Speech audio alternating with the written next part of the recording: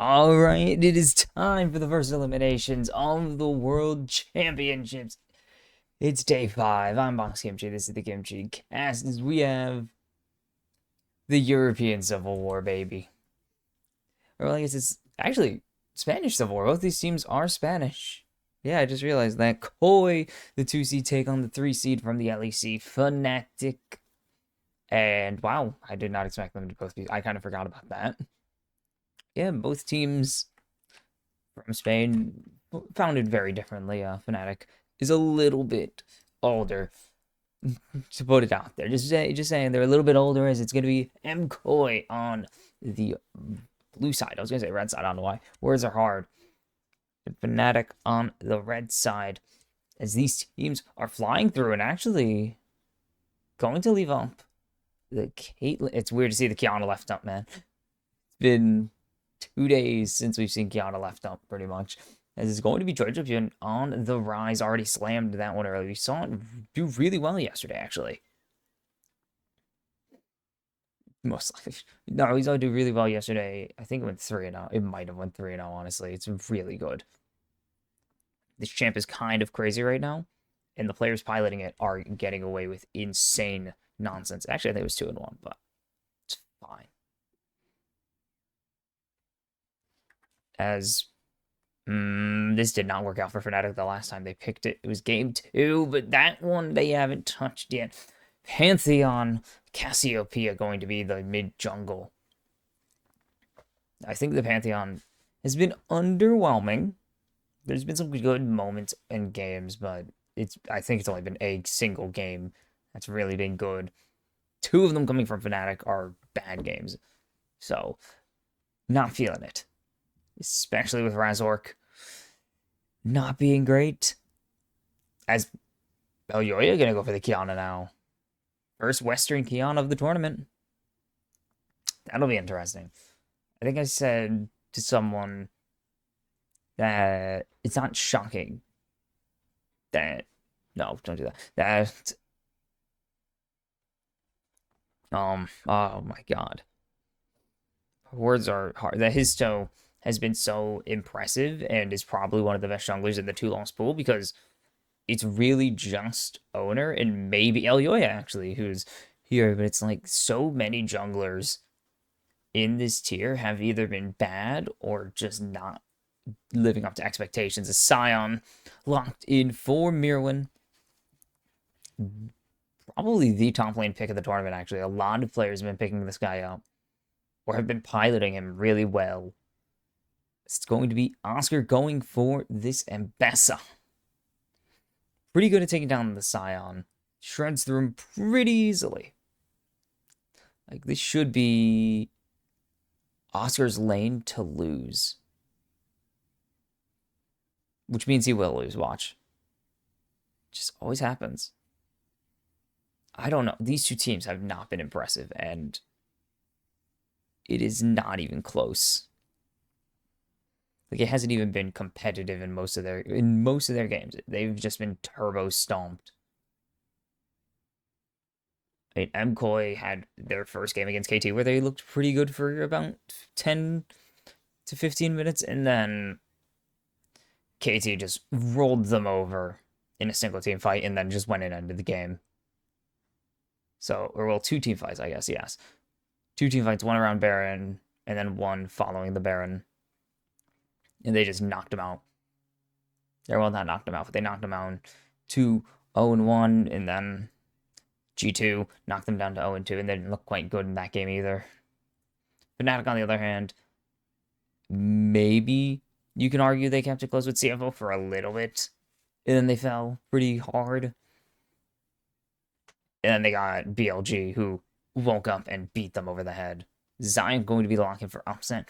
But these 2 teams are 2 teams coming in ice cold. They've had approximately 1 good game between the 2. Like, actually, no. They've had approximately 15 minutes of good gameplay between the 2 of them. They've both played 2 games, so things aren't looking great. They've made it very clear no one's come back from 0-2. At Worlds, is Zeri going to be the answer here into the Xayah? not been a pick yet this tournament. We haven't seen it yet. The prio hasn't been super high because, again, mostly a Xayah Kaisa meta again. Rakan going to be in the pocket of Alvaro. Alvaro. Why am I struggling to say that? And Mickey gonna go with the Stars. That's pretty good. It's a pretty good lock in here. I think Fnatic just win this comp war. But MKOI can't do something, but I doubt it. I do not believe MKOI can win this game. They have good scaling in the Sion, especially the Rise and the Zeri, but they need to execute with the Kiana, and we've seen teams struggle to do that. The Kiana is really good, but not the easiest champ to pilot. You have to really know how to navigate and position yourself. Because she's so squishy and just one miss. I mean, we saw yesterday with Shadow, one misstep, one ego face check, and you drop like a rock, and your team is extremely down. Her engage is so good, but you need to position very, very well. Maybe flawlessly at points. Oh boy. But Elyoya, like, this is... If there was someone to put the hands of your season into, and to put the Kiana, this carry-oriented jungler, into the hands of, it's Elyoya. He is the carry of this team, no matter how good Supa does, how good Jojo looks. It's him. Elyoya has to be the guy. He's been one of the best junglers in EU, and he looks to continue to do that as his team needs him. They got 2 wins, and they can save their season for another day. Another, like, 3 days, actually. Or 4, depending on how it goes. Is no one going anywhere? 5 point, pretty clear. No, they do not want to engage. We did see the dance yesterday, of course. Between, not Bwipo. Oh my god, definitely not Bwipo. Between Zeus and Dokla. We did see the little dance-off and trade of singular autos. Doesn't end up happening here. Maybe teams don't want to see each other anymore. I don't know. There's no vision of Razork's start, but it should be pretty clear. Oh, no, they did get it. They got him on the Raptors again. Jojo, good ward. See, trades probably pretty aggressive. Oh, the bronze emote. Let's go. But you can see MKOI, everything besides the winter playoffs, which neither of them won split anyways. It's just been MKOI sided. They haven't lost to them since the start of the year. And yeah, I mean, they fell twice. But it was 3-2, but then they came back and ran it back, and MKOI just won it pretty cleanly. That's kind of the other way around. It's going to come down to how do Fnatic play this level 2, because they can really get an engage, possibly, or catch out. Xayah Alistar is a really good level 2 if they can land a feather. They can land the blade collar. Not really close.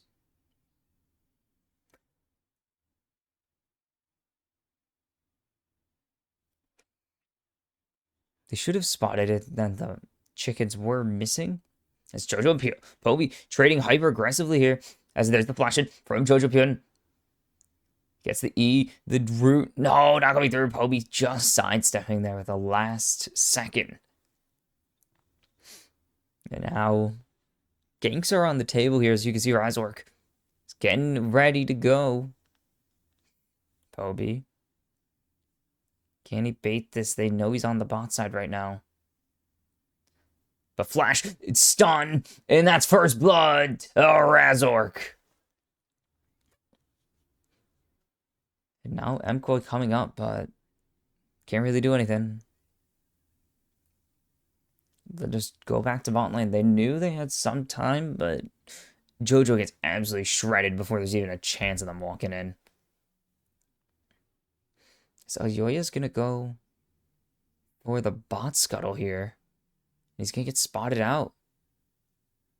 Is Mickey getting jumped on by Alvaro, but it's really just gonna be a trade that they win. But the push from the MKOI bot lane means that Elyoya will grab this, and actually, they know Razork doesn't have his blue buff. And jumping in, Razork doesn't have flash, and Elyoya is going to give the kill over to Jojo Pyun. And so revenge on the Pantheon. And MKOI responding kind. They actually should get double scuttle here easily.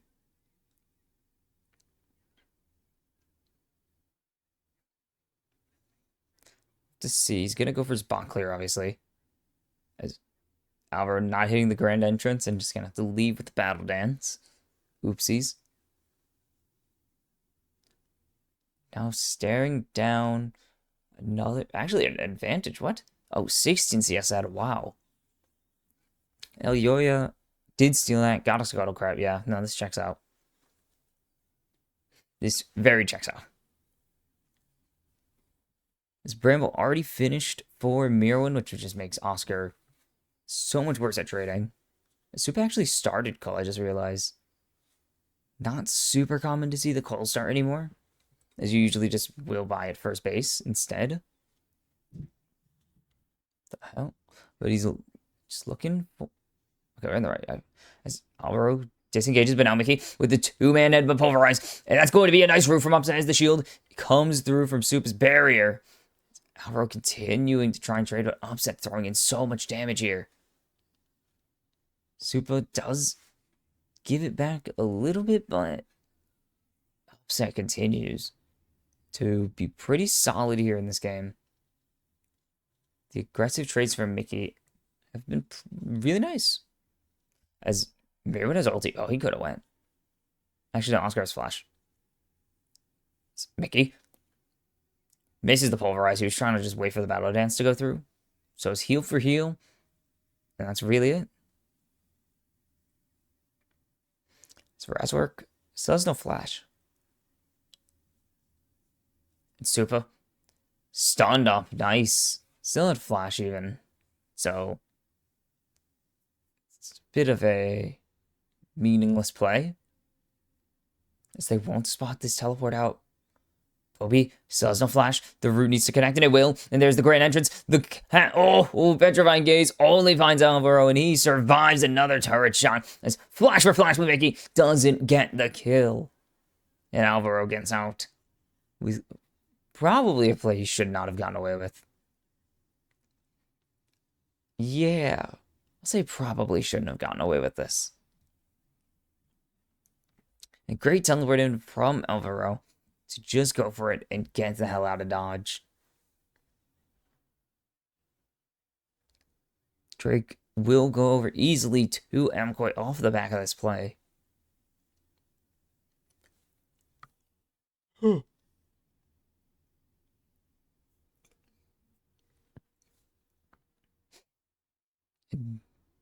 MKOI actually could fight for both objectives here. This could be a pretty big sweep for the former Mad Lions. But it will have to come down to whether they can get positioning or not, as they do actually have a bunch of ultimates on the table now. So it is possible they do go for this play. Yep, as the lane swaps are coming through for MKOI, or a lane swap singular coming through for MKOI. His upset is already in mid, so it's not even that big of a deal. He's just having to run away. Silently just to the bot lane to get there in time to answer the wave. Let's... What's Super? Okay, Super will have 6. Super will have the lightning crash. I just want to make sure because he's still level 5. Upset does have the Feather Storm. He's about a wave ahead. For those who care. This JoJo's 2-1 now, and he has a pretty sizable lead over Popey early. But this could be a gigantic fight here. 4 members up, teleports available for those bot lane members. As Elyoya going to instantly smite away one. Razork should be able to smite another. As there's the engage. The Supreme Display of Talon finds 2. And there goes the Feat of Warfare. And there goes MKOI flying. And Razor gets well warped on. You can't flash away from that. It's a double for Supa. And Yoya snap engages and finds the fight for MKOI. Oscar can't dash away, but should be able to just walk away. But he's actually going to walk in for a second. Thought about it and decides better. That's going to be 3 grubs. And this is a team that would love that. Rise, not great on his turret damage, of course, as they don't know Mickey's here. And the Grand Starfall comes in. Supa is going to drop to Razork, and Alvaro will just be able to get away with the quickness. And that is a trade back. Razork more money in his pocket. Ooh, nice jumping as they've got Mickey. The root comes through as there's the heals being traded here. Oscar is here to help. As Yoya is just going to keep going forwards. Has the root. Oscar rooted up, and JoJo's here now if he can go forwards, but he doesn't have any move speed or flash to punish it. And Mickey, what the hell happened? JoJo hit him again?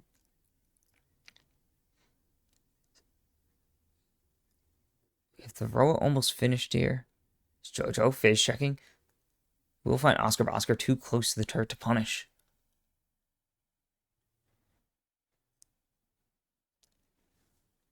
And now it's a 78-10? 78-10, yeah.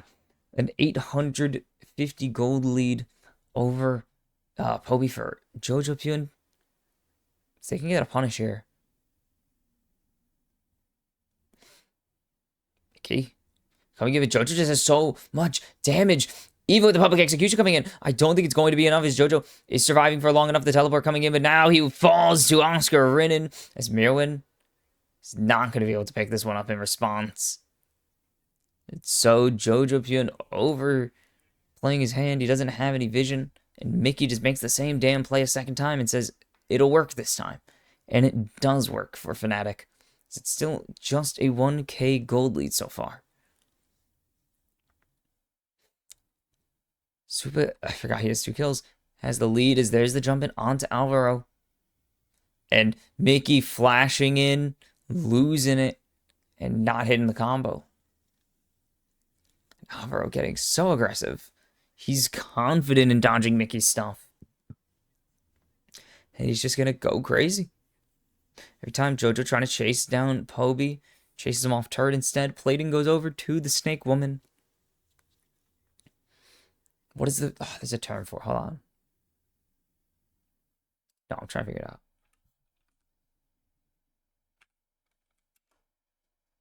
What is she? A Gorgon. Yeah, the Gorgon. Where is she?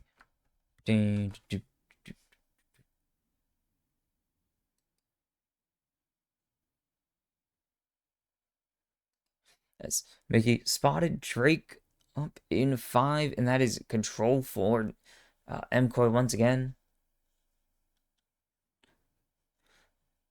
They could just play around the lack of vision from Fnatic as they have push in mid. They're about to have push in bot lane. They have so much damage actually on their side too. As Lightning Crash available for Supa. Jojo Pune has so many spell rotations as Razork going to slip into the river, but it's going to be way too late. And the MKOI members are too slippery to lock down if they wanted to go for the chase here. So they're going to look for Supa now. Lightning Crash burn. Fnatic can't find anything. They will at least get the ulti, so he burns that to try and shred through the wave. But they can't find anything in response. MKOI are playing this early game rather well. It's Mirwin. Doesn't get proxied. Is about to get proxied as the Grand Starfall goes in. They're looking for anything, but the ulti was too far away. It's so far away, no one can answer. As now Yoya jumping in onto Mickey, going to get pulverized. So he does not follow up with it. Still only 1k, eh? Only 1k. As Oscar shredding through Mirwin so far. Doesn't have that Sunfire yet. Meanwhile, the Eclipse finished for the Embesses. They're going to find JoJo. It's no flash quite yet. Jojo just needs to buy time. As you can see, Elyoya is here. Realm Warp canceled by the Miasma. There's the Petrifying Gaze coming through. The damage is just enough to deny the redemption coming through. And Elyoya can't make it in time. And so Fnatic find Jojo again with no vision around him. And they punish easily.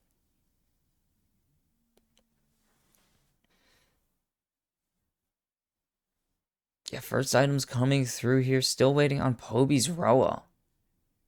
And Upset's Wild Airs, actually. We're going to get pretty aggressive with that clear. Literally waiting for the last Grubby to die. Or might.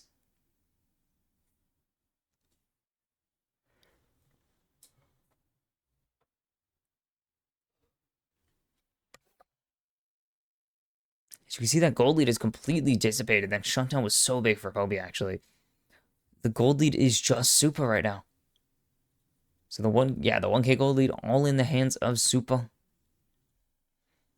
As he does have that half item, actually, like pretty much entire components lead. He's almost done, is done with his Runan, so he's just a full item ahead. Ooh. Roa just finished up for Poby, so good to see it at twice the rate. So it was 10, damn, almost 10 minutes. But it is going to be nearly twice as fast to finish for Jojo Pion, but they're going to give over this Herald here. They have Mirwin coming in with the Scion as Oscar is zoned away by Elyoya. Mirwin's here if they want to jump in, as there's the engage. They found Razork, but they block the drive, and the smite comes through for Supa, but do they survive the fight? So far, it looks like they do, but the Supreme Display of Talent, it finds two. Razork in the back of the pit, he's gonna fall at the hands of Elyoya, as Jojo and Supa just throwing in the damage here onto Oscar. Rin is Mirwin trying to land the decimating smash. Supa with the lightning crash finds two, and it's run for the hills for Fnatic, but I don't think they can make it. Mickey going in. Supa follows him over the wall. It's running for their lives, and it's just all to get upset out as he needs to Rift Herald out to safety right now. Elyoya, Supa juggling, turret aggro, and he's going to turn into the Shelly and get away with his life. But Fnatic fall 4 for 1 in the Rift Herald, and they don't even get to use the Herald after all that. As Razork jumping in onto Elyoya, not going to be able to chase here. And he will get out of the spear's eyes and get out with his life. Elyoya 1-0-6 on this Kiana. Supa again gets fed for the second time this tournament. 5-1-1 as Razork is found, but he has the shield, so the damage isn't coming through quite yet. They're not even going to steal away the wolves. It's now MKOI may have overstepped here as Alvaro falls to Elyoya. The root connects onto Mirwin, and they're just going to give their lives. An overextension is nice dash for Mickey to cancel the runaway. Is Upset just throwing in the feathers as fast as he can. The heal comes through for the speed boost. Decimating smash. No. Headbutt pulverize. It's going to be Upset picking up a big shutdown there.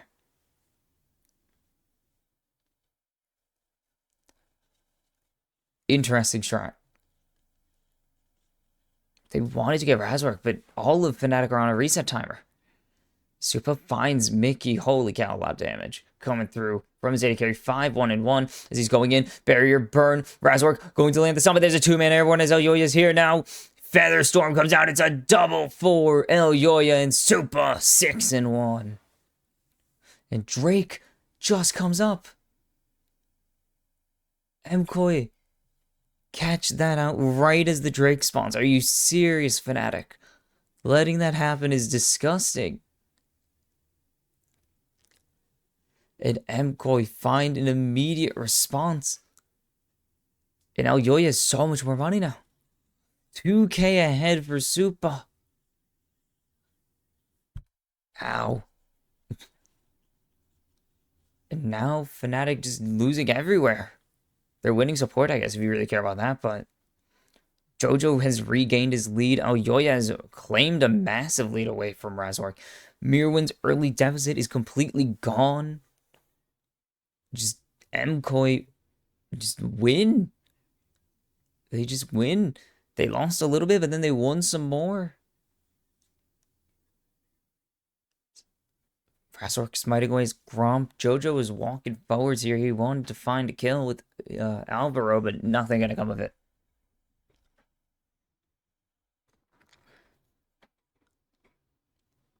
So how could MKOI lose this? I mean, they find Supa and Jojo, but then Elyoya is also fed. That's the issue. There's 3 fed carries on this team right now. Elyoya, Supreme, display of talent, Supa flies in. Razork falls to unstoppable Supa. And he's got 7 on the game. And they seem to be playing around their ADC well this time, unlike the KT game. 5,000 gold in the lead for MKOI's Atacon in 36 seconds in the top side if they want to go for it. They get their final resets in. It's going to be the Jock shows up next for Mirwin. Supa is not going to take a reset. I want to see if he has the IE done, because he is so fed. 2,500 gold.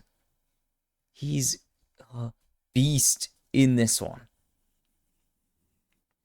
Fnatic have no vision right now. They can't see anything. 1,500 ahead for Elyoya, now 16 as they're jumping in. Mickey not going to be able to lock down long enough for the Supreme display of talent, and Mickey gives his life for the play. And it is time for... Ooh, Elyoya actually not going for the Umbral second. We've been seeing that exclusively. I didn't really think about it, but Axiomark is really good. You do end up building it on Kiana. Usually don't build it second. Usually you want that vision denial because you're playing on the map. But MKOI has such good vision control, it doesn't actually matter. It's Atacon. It's not even a contest. Like, they just killed off Mickey. They have no engage. Razork's not going to fly in for no reason. Easy Atacon at 20 minutes 40. Pretty much on spawn. His upset has to stand up against 3 very strong members of MKOI. Now, Supa hasn't reset yet, so he's sitting on a lot of gold. As there's the jump in. Mickey still stunned up, but will be able to get away, at least forced flash over the wall. As Jojo, no clue where anyone is, but he spots Razork just as he walks into the bush. No, he doesn't, clearly. Is Jojo going to just try and land as much damage as he can with this phase rush up. And Razork with the shield will be able to survive and walk away, but Jojo slowly but surely becoming the machine gun rise of yesteryear. Actually, no, he's obviously still a machine gun. He's a spell weaver, but no. If you saw old machine gun rise, you wouldn't say that. You would disagree that this is machine gun rise. Yep, there's the IE. Almost 3,000 gold in the lead. Almost ahead of the entire IE. He's an atom and a half ahead, which is really, really strong. Insanely strong. Yeah, you can see the gold leads. It was kind of even with G2, and then they just fell off the face of the earth. They had a 4K gold lead, and then they lost the fight, lost the Baron, lost the fight, and lost the game. In that order. So, 7K, MKOI, I mean, item and a half. The Xayah doesn't do any damage anymore. It's all on, this is the Popey show. Like, Fnatic, this is the Popey show. You're about to have the row finished. He's your biggest source of damage because Upset just doesn't have anything at the moment. He does have his IE, so maybe he has something. But the odds are not in your favor. Drake and 30, they need to try and get this push and get something in the river. But they have no look at the vision line. They have vision of their own jungle, which is useless. And Elyoya hanging back, waiting for an engage to be found. Or just to snap onto this dragon and get the Cloud Soul.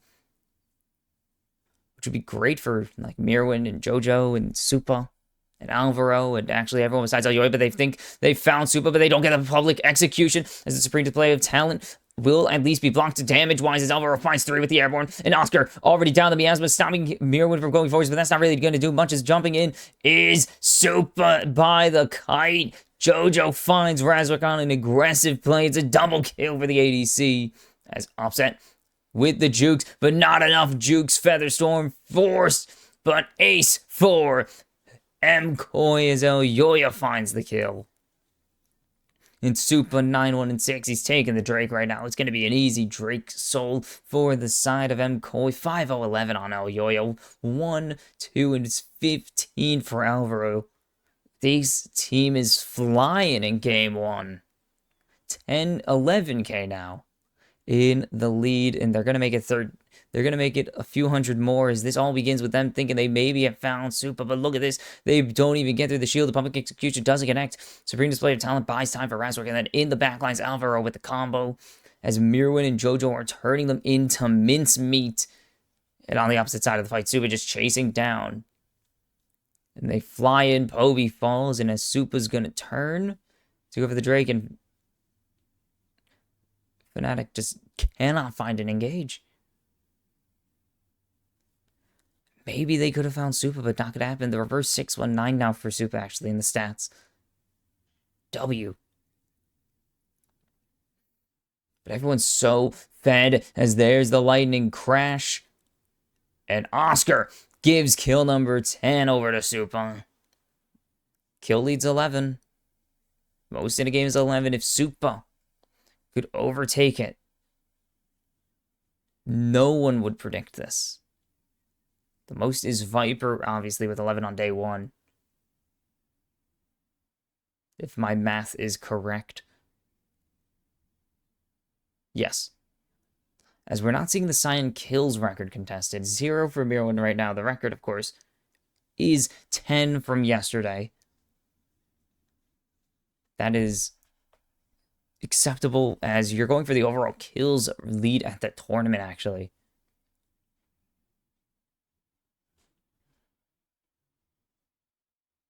Was it Zeus? Yeah, it was Zeus. It's the final game of the day. As Baron is completely free. In MKOI, 14,500 behind. The top gold diff of the tournament is 16,000. The most gold swung on a single Baron power play in history now belongs to CFO, actually. After they swung 11,600 on one Baron alone. It is the biggest Baron power play in League history. That was pretty cool. As this is the Hail Mary from Mickey. They spot him out and they're just going to turn. As they're trying to catch Jojo, but it's not even going to happen. As there's the turret falling in mid. But the fight is what we really care about. As the damage is not coming through quite yet. But here comes Mirwin with the driver's license. 1. It's going to be 2, 3, 4. Fnatic falling. As 11, it's tied. Give them the record. Give them the lead. They do not. It is a tied lead with Viper. And Fnatic get rolled in game 1. Oh, no. Come on. No, they won't. They don't give any gold. It's 19,000 in the lead for MKOI. And they steamroll game 1. And yeah, there's your new highest gold lead of the game, of the tournament, nearly 20k. Did Genji get 20,000 by the end of the game? That might be true. But I'm going to say it's MKOI for now with 19,000 gold ahead at the end of their victory over Fnatic here in game 1. And it could be an 0-4 for Fnatic at this tournament. It would be a perfect counterbalance to KT's 4-0. But MKOI, I mean, Elyoya looked great on the Kiana. Supa, very fed. And Alvaro was doing really well. He was all over the Rift. Like, he was all over the place. Elyoya was really crucial in just pretty much every fight. He found such great engages with the ulti. Jojo really didn't have to do anything, but he drew a lot of early game pressure, actually, because he got that early lead. But, ooh. MKOI. They want to survive at least one more match. They want one more game. Fnatic do not. They look so dead. They've never really looked good this tournament. Maybe you could say their first game was a little close, but then steamrolled. or that their second game was kind of close for a little bit and then steamrolled. But doesn't matter. They've looked pretty awful this tournament, and they look like they're going to be going home. So will MKOI finish the job of their European contemporaries? We'll go with contemporaries. And pick up the LEC's third win, but only their second against themselves, of course, as is the way of EU at Worlds. Or will Fnatic send it to a game 3 and maybe show there's something in the tank, but I don't believe so. We'll see when we get back. And we are back as MKOI lead Fnatic 1-0 in this elimination series. And it's into the draft. Fnatic on the verge of going home again. 0-3. I don't know if it was 0-3 last year, but it was 0-3. The hell had that happen? Okay, anyways. It was, what was it last year? Oh, they didn't even make it. Wrong year. It was 1-3 last year, actually, sorry. And I think it might have been 2-3 the year before. So this would actually be a consistent downgrade for Fnatic if they are to lose this series. They would go 2-3, 1-3, 0-3, and obviously, to the surprise of no one, would become the first team to do that, as no team has done that before. Shock, I know. As it's going to be Oscar on the Rumble here. Okay.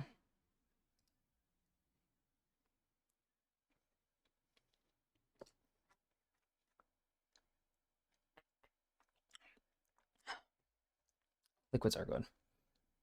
Wow, they have beaten GAM twice and no one else. Yeah, no.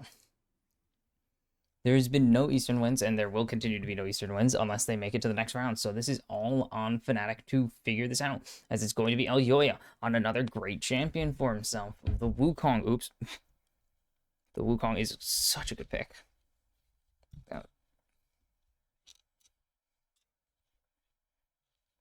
Oh man, I fixed that. Wow, that's so much better, actually.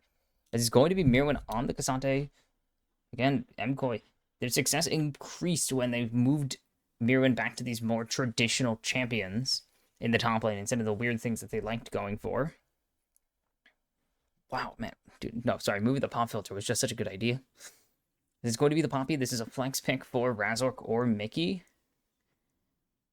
As, yeah, Poppy's been banned pretty much the entire tournament. A lot of teams know how good this champion is in and out of team fights. She's a great laner. She denies any kind of dash comps. She has either really good CC, or she has an eject button to make it really hard to take even fights. Like, there's just so much you have to worry about with this champ that most teams know that they can't hand it over to anyone. Especially blue sides, as you don't really first pick Poppy anymore. Generally, you want to first pick something like the Wukong, the Xin, Aurora, Orianna, if it's available. As it's going to be Supa on the Sivir, tying the lead, or tying the, what do you call it? Tying for the kills lead in a game, the single game kills lead. Last game with 11 on the Zeri, as he just steamrolled his way through. And giving him another, I guess not as active, but another hyper-scaling ADC alongside another aggressive jungler from the Wukong, or in the Wukong for Elyoya is just such a bad idea if you are Fnatic, because just how terribly Game 1 went, because Jojo got ahead, and then Elyoya converted that into a lead, and then they converted that into Supa constantly crushing in team fights. Nautilus taken away as the Kaisa is not going to get her favorite lane partner. Braum taken away from Alvaro here. Pretty easy to proc it with the Sivir, not as easy as some other champions like the Lucian or the Ashe can do it, but pretty fast. I think it's, what did she get? Did she get 70% attack speed? Oh, ew. I'm trying to see what the attack speed buff is on her.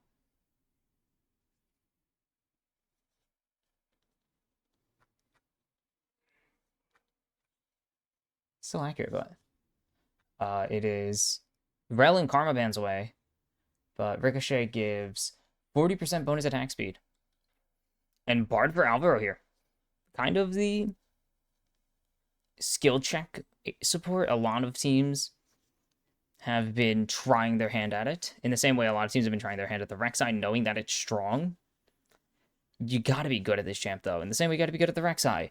You really can't afford to fall behind. But the Bard is really strong this tournament, as it is all tournaments. And it's going to be Mickey on the Poppy, it seems, as they will get Razork, the Jarvan, and 0-9. He's 0-9. Yes, okay, that is the number. I had to make sure. So it's not looking good, but every champ has its first win. Every champ should be able to get their first win. Theoretically. Huh? Okay. I was like, what is the Viego hover for, even?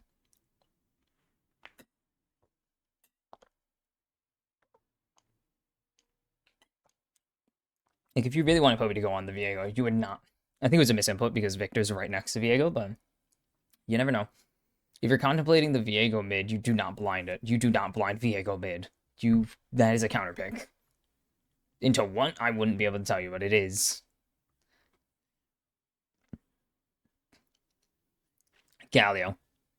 The bait. Oh, whoa! They switch back. Cassidon gets his first game at Worlds. Ooh. I don't even know when the last time this was picked. I haven't run all the numbers.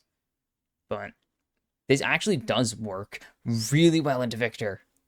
Obviously, he's the anti-mage. He's ghosted all the time, which is kind of useless. But he does have 10% magic damage reduction, which is not a ton. Like, you won't notice it, but it is there. But it's not enough for me to say, oh yeah, this is it. Like, this is the passive of a lifetime here. Mostly you're more worried about getting your spheres off, your ball, hitting your opponent with your balls. I want to say Void Sphere, but I don't want to say it's Void Sphere. Null Sphere. That's a good one, actually. That's a good one. Why is it called Null Sphere? Because it used to silence fully. It doesn't silence anymore. It's a channel cancel. As Fnatic have put their eggs into possibly their final basket of the year. The Rumble Jarvan combo with the Victor comes back. Kai'Sa Poppy in the bot lane is the hopes of Fnatic fans, as there is a Cassidon counter here with Aoya on the Wukong as well. And Supa on a carry to end all carries. Like, you look at the members here, Upset hasn't looked that great. Poby hasn't been a factor really at all. Alvaro has just been, or not Alvaro, sorry, wrong side. Mickey has been up and down as Mickey does, even though he is debatably the best support in EU history. He is also, besides Hylissang, maybe you could debate Hilly, but he's kind of a griefer at times. He has his plays that don't work out as someone as ambitious as him, as someone as experimental and ambitious as Mickey is. His plays aren't always going to work. As Alvaro just going to spot him out here, hit the Q. As not going to be able to get it all the way there. As you see, Pack Sivir. God, this skin is so jank. I love it. It looks so bad. But that's the endearing part. As the pressure from JoJo showing there does allow Poby to get his ward nice and deep. And so it begins the final stand of Fnatic. Potentially. If they win, it's not the final stand. And then we go into a decider. As there's the engage. Huge jump in onto Alvaro as the ignite goes down. Upset. Going for the auto trades. It's going to fall in Mickey's hands at the ignite. And that is such a strong advantage to grab this early into the game as Supa trying to turn it around, but it's not going to happen. You know the heroic charge is taken. Level 1 is Mickey going to get this auto trade. And that is one hell of a way to kick off your potential last ride of the year of this roster as Mickey contemplating it again, continuing to be an issue here as Halo Blades Poppy. I didn't even notice it. Halo Blades is so good. We've seen more responsible and safe options. No. The correct play The correct option is always hyper-aggressive trade Hail of Blades. I love it. As here comes the invade onto Yoya, as Alvaro has not learned his lesson, it seems, is Supa so low. And here comes Razork on the wraparound, unspotted. And the heroic charge not going to connect. Nice flash for Flash, and Razork picks up the second kill of the game here. And they continue to bully Supa, who could not reset. And this wave is going to hold in this exact position here for Fnatic. This is such a good lane state. As there's no call for a lane swamp here. Jojo is getting casted in, yeah. As Flowers said, you lose as gracefully as you can.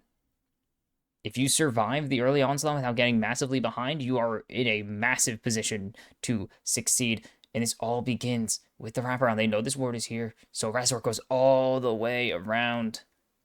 And Fnatic keep them waiting as they think they have the advantage. Because they have to go. And just perfect follow there. As Mickey spotted. Ooh.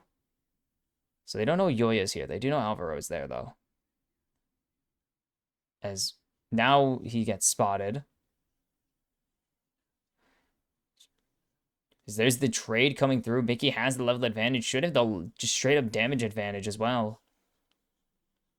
Is Poby gonna go and cancel this reset, I imagine? No, Jojo's gonna have to stay, though. And Supa. But he does have... Nice cancel there with the Q actually coming through for Mickey to deny the spell shield. But Alvaro's here, so Mickey can't really go for anything else. And the push, not going to stun, most importantly. But Supa is not having fun.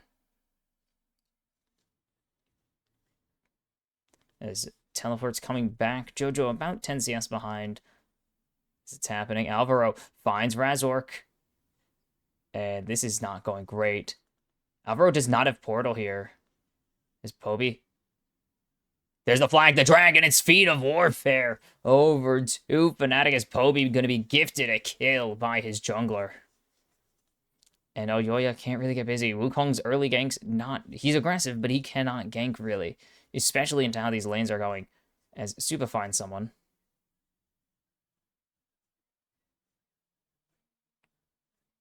As Drake should be pretty easily taken by Fnatic here. Alvaro's level 2. Supa's almost 30 CS down. Jojo's naturally going to be down. Like, Jojo and Mirwin are naturally in early losing lanes. This is so bad right now. This is just everything going wrong as Jojo getting jumped on, Mickey not going to be able to get the heroic charge. And this is already going horribly for Fnatic. Or for MKOI, sorry. As Jojo's going to get heavily traded on again. Razork going to try and hold for as long as he can. And Supa will be able to grab this plating at least. So he blocks the minion actually being taken. As Mirwin is going to get this Q3. But there's no angle really for him to do anything else. As he's just going to have to start disengaging here. Good damage, but he can't secure a kill yet, really. As Yoya just needs to try and get active, but he needs this 6 so badly. He's about to grab it, actually, off of the scuttle grab. And there it is. Cyclone's available, so there's an angle now for him to get involved in this game. It's going to be difficult, though. As this is... still not what we were expecting. This is pretty one-sided for Fnatic. Like, everyone was expecting this to either be close or, like, somewhat competitive, and it has been non-competitive both games so far. Like, it was a curb stomp for MKOI, and currently it is shaping up to be a roll for Fnatic as Mickey is back. And he's just gonna use the phase shift. That's a Guitar Hero game. That is a rhythm game in the style of Guitar Hero. He's going to use the Rift Walk. There you go. Phase shift. I think I was thinking of Phase Rush and, like, Void Shift, which isn't a thing. So I don't know where I got that one. But No, not really close to any first items. Oscar going to grab the armor boots to play better into Mirwin, but we're just kind of sitting on coal. We just got coal for Supa, in fact. That's not great. And it is currently 2K still in favor of Fnatic. Is Mickey going to just continue to be all over the place? Alvaro's finally caught up in XP, which is what are MKOI supposed to do here, because they kind of have a fight, but they also kind of don't, because it's really hard for Jojo to get involved at all. He's Cassidon. Like, it's Cassidon. What are you going to do? See, he's only ATS down, actually. He's done really well for himself, as Yoya and Alvaro are spotted by Mickey. And Yoya wants the second grub here. As there's the engaged Supa, going to be able to block it, as Alvaro going to flash, and flash follow. The Cataclysm is just too close to the wall, though, and he's actually able to get out. And now Razork getting jumped on here. He has no unstoppable, but there's no Q3 for Mirwin, and now Yoya's in the spin cycle, as Razork will fall. Supa picks up his first kill of the game, and MKOI, they have done enough to get the grubs for themselves. As Jojo, obviously, actually, Yoya's in a lot of danger here, as he's going to jump in, and he goes in onto Oscar instead of out. And it's going to be Mickey getting a kill for Oscar here on the punish, as there's the equalizer. Good block coming in from Supa with the spell shield. And that means that they will at least get out of there alive. Poby, low. Does he yield? Mirwin trying to just keep this one going. There's the gravity field. He's going to get the dash, and there's no flash for Mirwin. The footwork's not enough, and he escapes with his life. Poby showing off some of that reason why they pulled him over from CKT, or from T1 challengers. That's the pedigree that T1 saw in him for quite some time. I mean, how many years? Like, how many years was he on? I mean, spent a whole 2 years in the T1 system, so they saw something in him. Now, feat's pretty close to done, actually. Drake in 23 here, as there's nothing that MKOI should be able to do to really fight right now. No Cyclone, no All Out. They don't even have On the Hunt, and that's not really the ultimate that you think it is. Mickey does not have ulti yet, but they have everything besides Equalizer on the side of Fnatic, so it's just so difficult to be able to do anything in a team fight. You have 0 items on your Sever, 0 items on your Cassidon. Elyoya has a Sheen. Ooh, Suba doesn't block that. And Mirwin's good into only Oscar right now. Actually, he's good to Poby as well, which is why he was able to almost 1v1 it, but 30 CS down is crazy. Supa is going to dodge away, as they're trying to just get this wave in so they can get upset down into the river here for this fight. Poby has pushed Mirwin in, and it just pushes everywhere. Elyoya's on the other side of the map, and they don't know this yet. But Elyoya is just going to look for Oscar here. He has flash available. As there's the jump in. No flash for Oscar, but there's no follow-up from MKOI. No boots for Elyoya. That is a win in that only. On that side of the map only. Like, it is not a win anywhere else. As Razork going to pick up second dragon and the feats of strength for Fnatic. As Jojo Pyun, they're trying to do something, but they're just going to get the turret plate. And Oscar insta clears that wave. So where's the play? Is Upset going towards his Kraken Slayer? 8 stacks on that Cull still. Supa at 47, but he has Essence Reaver finished. So Essence Reaver's done, as Razork has been spotted by Mirwin, and should just be a leaving situation. And it will be. Just so much advantage. I mean, yeah, you see Supa 11, 1, and 10, 21 takedowns. He did so well in that first game. But right now, it is not there as the stun doesn't connect onto Razork. As there's the most valuable eject. The most important one. Oh my goodness.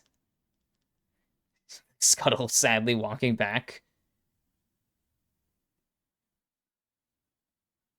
He's going. And he's dead. He's been beat over the head by the Monkey King himself. Hey, he gets hit violently with the hammer, launching him like thousands of hundreds, if not thousands of units from his home.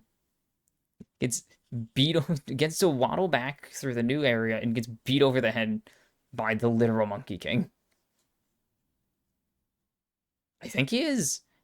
I mean, obviously, like his Immortal Journey or whatever it was called, the Shanghai Squirrel skin is, as there's the engage from Mirwin onto Oscar. He's just going to keep laying down this consistent damage as he has the Kanik Rooker finish, so he's just very bulky. But, I know I think the Chinese translation, he actually is just straight up Wukong, like Sun Wukong. So Poby is going to get caught here. As there's the stun coming through, the gravity field is nice. As there's the Chaos Storm coming out, and it's going to dissuade any further engage onto the victor. And Poby again, he keeps doing it. 2 times. How does he keep getting away with it? He's actually playing really well individually, just mechanically. He's playing very well. His micro is really good. As Mickey unspotted, but yeah, it's Kassadin. You're not really catching him. Like, you're not catching him. What are you going to do? His upset, you can see, pretty much just farming up a Storm. His Kraken Slayer is finished here. But where is the angle? We're still waiting on Roa from Jojo Pyun here is the most important thing. As we are at 14.5 minutes, and it's going to be 24.5 minutes when this one is done and dusted. Like Triforce for Elyoya as Oscar has not finished his, I'm assuming Leandri's here. Yes, it is, because he has the mask. So it is Leandri's. As Mickey hasn't finished his Deadbands either.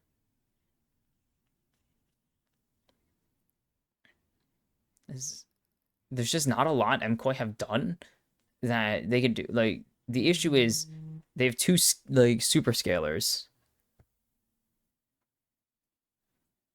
Like, that is their issue, is they have 2 super scalers, which means their early game is insanely weak. Supa can do stuff. Sivir's not a completely useless early game champion anymore like she has been in past years. Kassadin is pretty piss useless, like, until he hits level 13. As Herald actually will be started by MKOI, but can they do anything with it? Alvaro gonna zone here with Mirwin. But Razork's in now. They don't even want to. They've decided to not, as Poppycopter, not gonna be able to eject the Rift Herald itself. As Mirwin jumping in and out. They're both just walking away. Is Alvaro gonna be a G and give him a portal to safety? Supa does have the most gold in the game, matched by Upset. But that gold is going to be way more efficient on Upset for now until Supa gets 3-4 items because you are Sivir. And Kaisa has a much quicker power spike. Like, you give me Kraken Slayer or Essence Reaver, I'm taking the Kraken Slayer in just straight up a team fight situation. Because you need those Flicker Blades. Or the IE if you're Sivir. Because you either need to maximize your attack speed and spell up time, or you need to maximize your straight up damage output. As first turret, it's an option. Shelly will get the charge, as there's the jump and actually onto Poby again. But are they going to be able to find anything? There goes the Tempered Fate. They're going to eject the Jojo Pyun Kassadin, as there's the jump in. Upset flying in, and it's going to be Razork picking up one here, and they're looking for more. Mirwin is getting burned, and Alvaro falls. Upset actually going to be able to get one here, and diving under the turret. Fnatic don't give a damn. Double kill for Upset, and Fnatic 4 for nothing. They're going to get the turret. They're going to get the Drake. They're taking over this game. We're just gonna trade curb stomps. It's Poby getting shredded here. But Elyoya has to disengage. There's nothing. JoJo's out of there. And this is just everything that could go wrong, going wrong. And again, Jojo Pyun's success on Kassadin requires his team to succeed everywhere else on the Rift, and they are not doing that. They are suffering right now, as Upset coming up on his Rage Blade already. Oscar going to be on the Bloodletters as well soon enough. Mickey has still not reset. Econ on support is fake.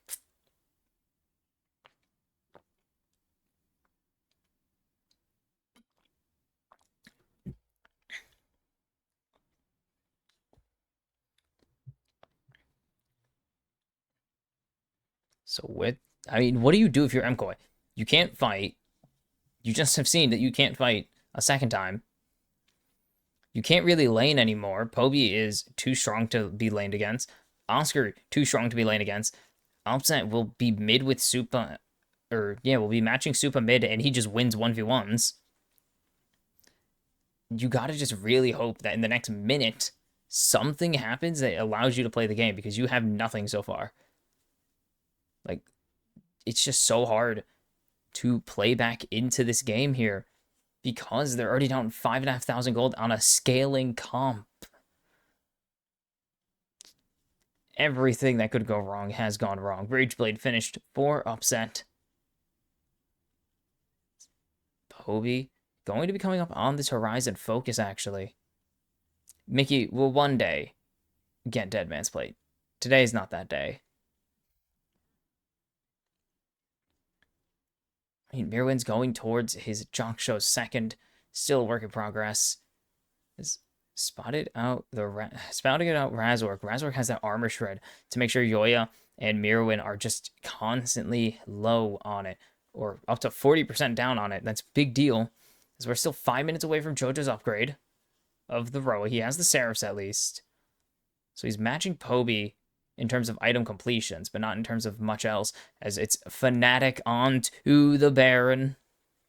MKOI just hanging out, but they have to just sit and watch as Fnatic take this, because they don't have an angle to really do anything here, unless Alvaro can hit the ulti from way downtown, and he won't, as the eject even connects onto the junglers. Razork going in. Mirwin will have to just give his life for the cause, as JoJo's here now. Maybe they found one, but Supa's in the Cataclysm. Mickey looking for something. Nice 3-man ulti. The Cyclone is going to connect, but JoJo has to disengage already, as Elyoya is all alone in the back lines, getting turned into chop liver. And 2-for-1 win for Fnatic, and they get the Atacon on top of it, uncontested. Just the disengage capabilities here is so good. Mirwin drops dead. Good Cataclysm here. Incredible Tempered Fates. And then they re-engage, but the Chaos Storm is already doing so much damage to Alvaro and Supa. They have to disengage, and JoJo is sure to follow. And there's no fight still. 2-item Kassadin, not even finished Roa, but that's not going to change much. Roa, I mean, in 4 minutes, is that going to change anything? Because Kassadin, Roa, Seraphs is not a ton of damage. This is just so dangerous. Fnatic, this is their game. They have swag. There's no chance they should be able to lose this, right? They have a Fed Kaisa ahead, a Fed Victor. That is so dangerous. Fed Rumble with the Jarvan at his side. This should be pretty easy, straightforward. As you can see, yeah, the pain that has been Jarvan and Kaisa. And they've both been drafted, actually, by Fnatic. Combined 1 in 17. And if Fnatic pulled this out, it would be an unlikely victory. One of the unlikeliest victories at the entire tournament. Just because the champs they've drafted have been so bad at this event. Is Alvaro going to get chunked down?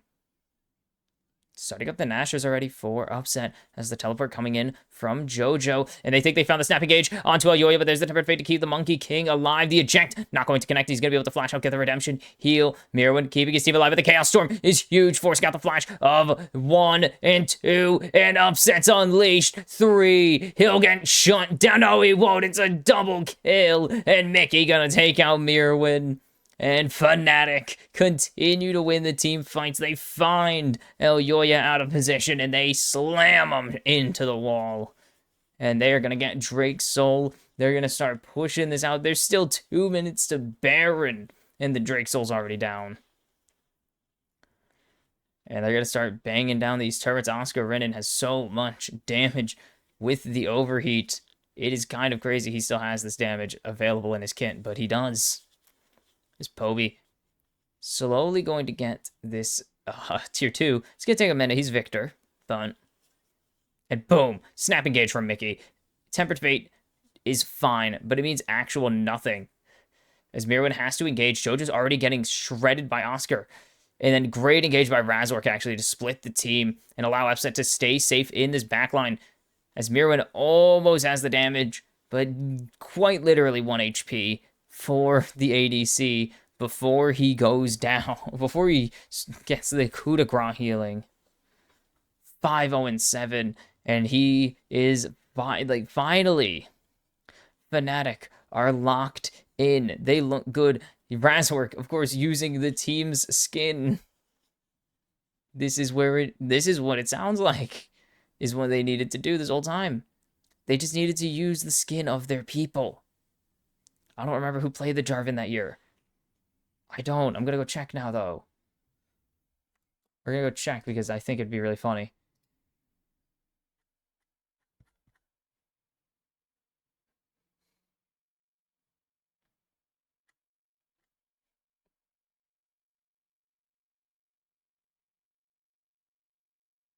I'm trying to find it. Where the hell is it?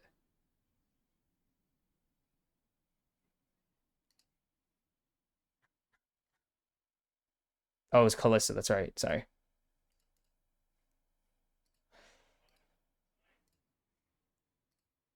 Ooh. Okay, Baron on the rift. I'll check in a second. Baron's available now. As the Baron already getting shredded, half HP. Elyoya's already at half HP himself.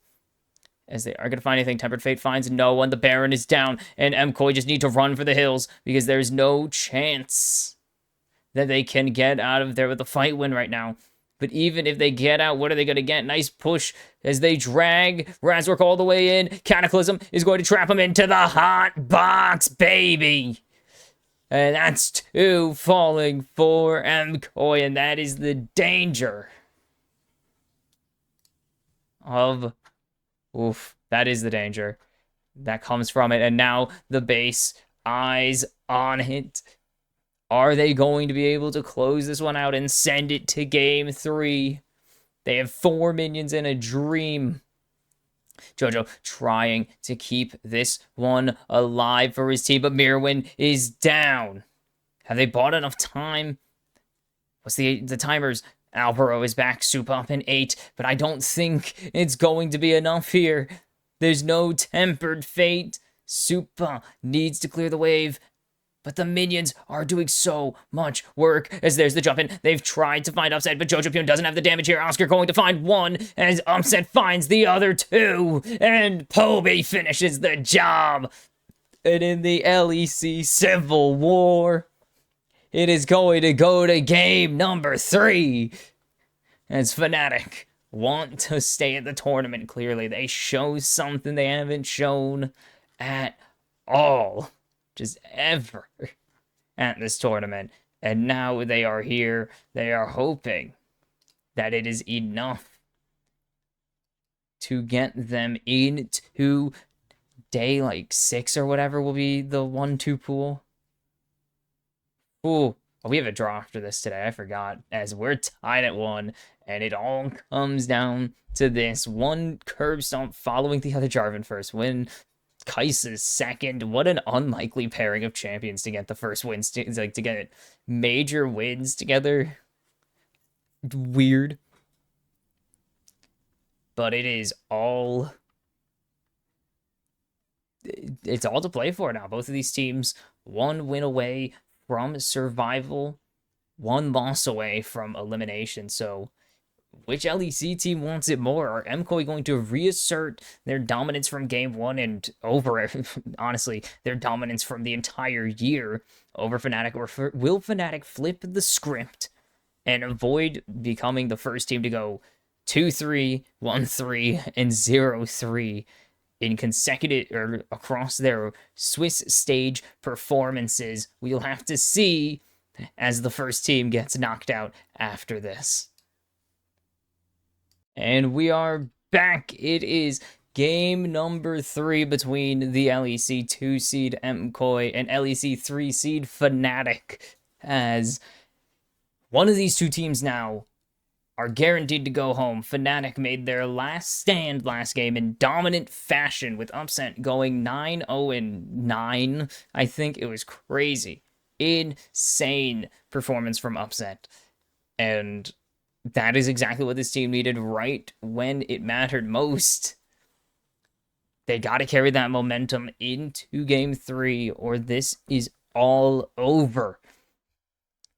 As MKOI looked pretty bad in that second game. They picked 2 scaling champs and neither of them got to scale. So what do you do? Back to the well, baby. We do it again. As it's only game 3, so it's not as pinched as it possibly could be. Is JoJo going to go back to the Talia?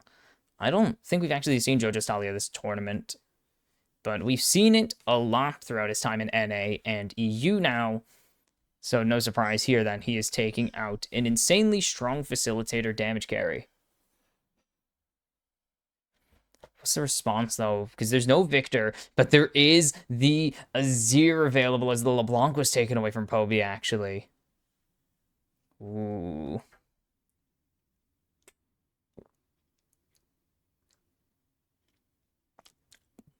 It's going to be Upset on the Ezreal. Historically, he's good at it. I don't really like the Ezreal with other ADCs still on the table as well. Yes, you are down Sivir, Kai'Sa, and Xayah. You have Caitlyn available, but apparently you can't play Caitlyn. Yunara is taken away. Ashe is available still. But Ezreal is not bad. Elyoya going back to the bread, the butter, the all-reliable in this Xin Zhao. Is this... What is he spelling?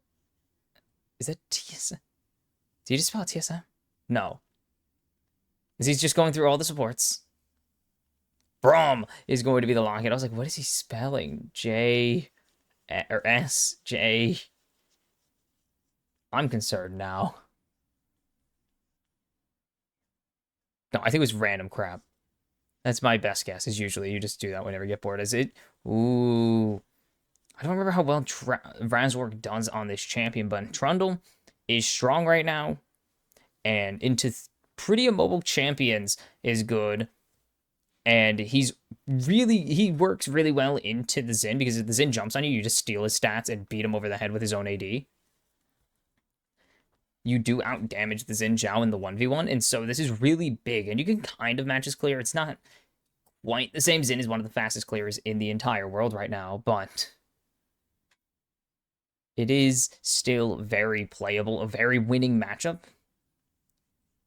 But how do Fnatic take the rest of the draft here? Because they kind of don't have anything that works super well together.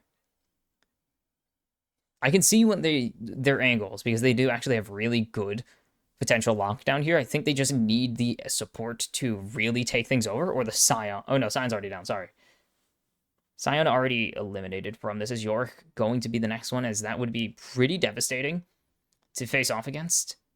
I mean, split push also an option, but it would be really strong to be able to lock people in the in another different cage from the Jarvan cage, and then put the pillar on them to prevent them from escaping, or to seismic shove them out of it into your entire team. Like, there's a lot of things you could do here. And Caitlyn going to be taken away. It does match up well into the Ezreal. We've seen it plenty of times. that he just loses to it eventually. Karma going to be the final ban here from Mickey. He does like to go to the well of Karma. Like, he's a big fan of going to it, knowing that it can work on these big jump-in champions.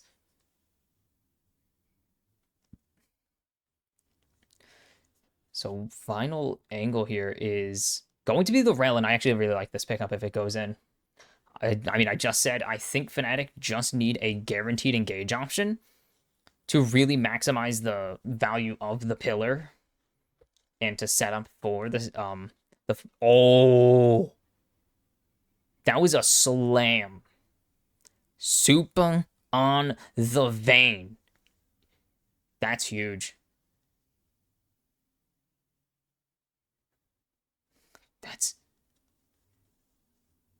That's a big. That is a big pickup here, actually. I like it. Into the Trundle, into... Oh, it's EUJ, so it's not the same, but... Into the Trundle, into the Rel, really good kiting capabilities if you know how to dance. And into the Jax as well, plays pretty well into it once you have to face it down, even though you have...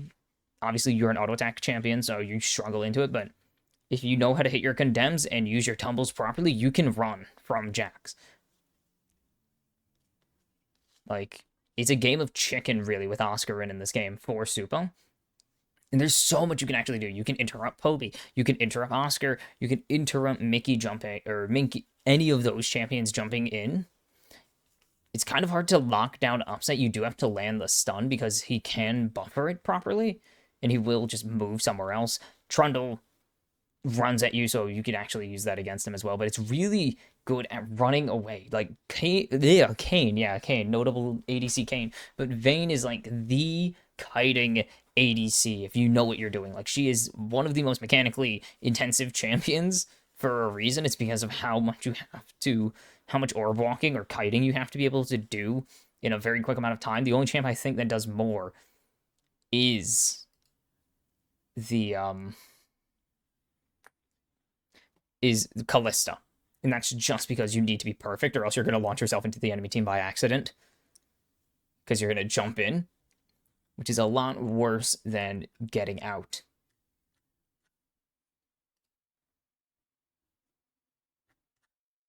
Oh, that's not what I want to find. Hold on. No. There you go. As we are on to the Rift for the last game of this series. And the last game for one of these teams. This is all on the line. Everything to play for.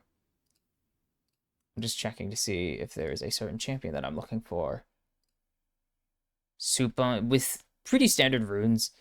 Like, I don't think there's another angle you can go for.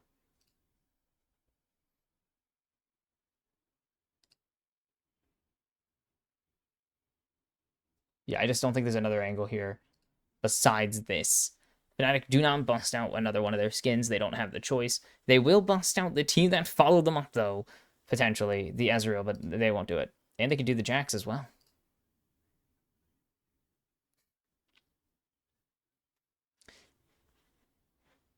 This is going to be interesting, actually, as Talia Azir has been a pretty popular matchup this season, especially with the resurgence of Azir. I guess I can't say the resurgence of Azir, more of just Azir.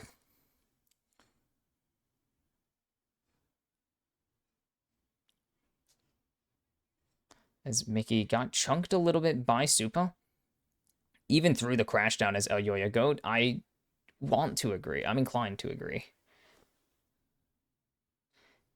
I want to agree. As, ooh, the damage coming in onto Mickey.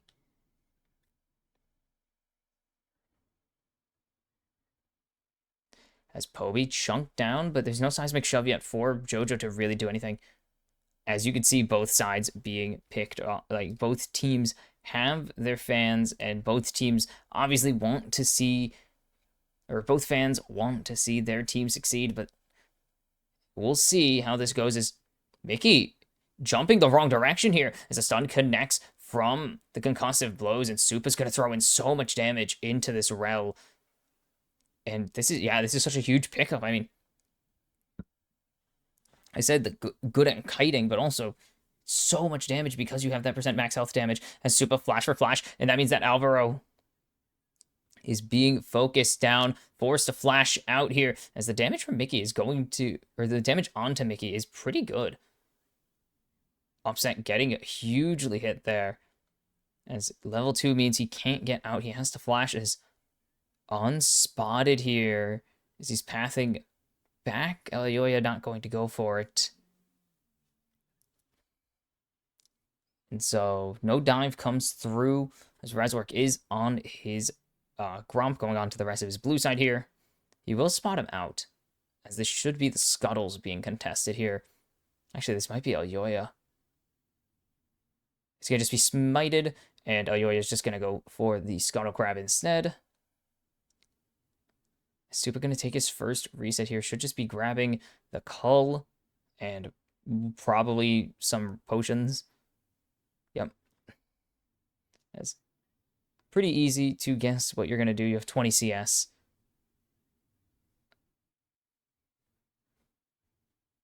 I like first blood percent in.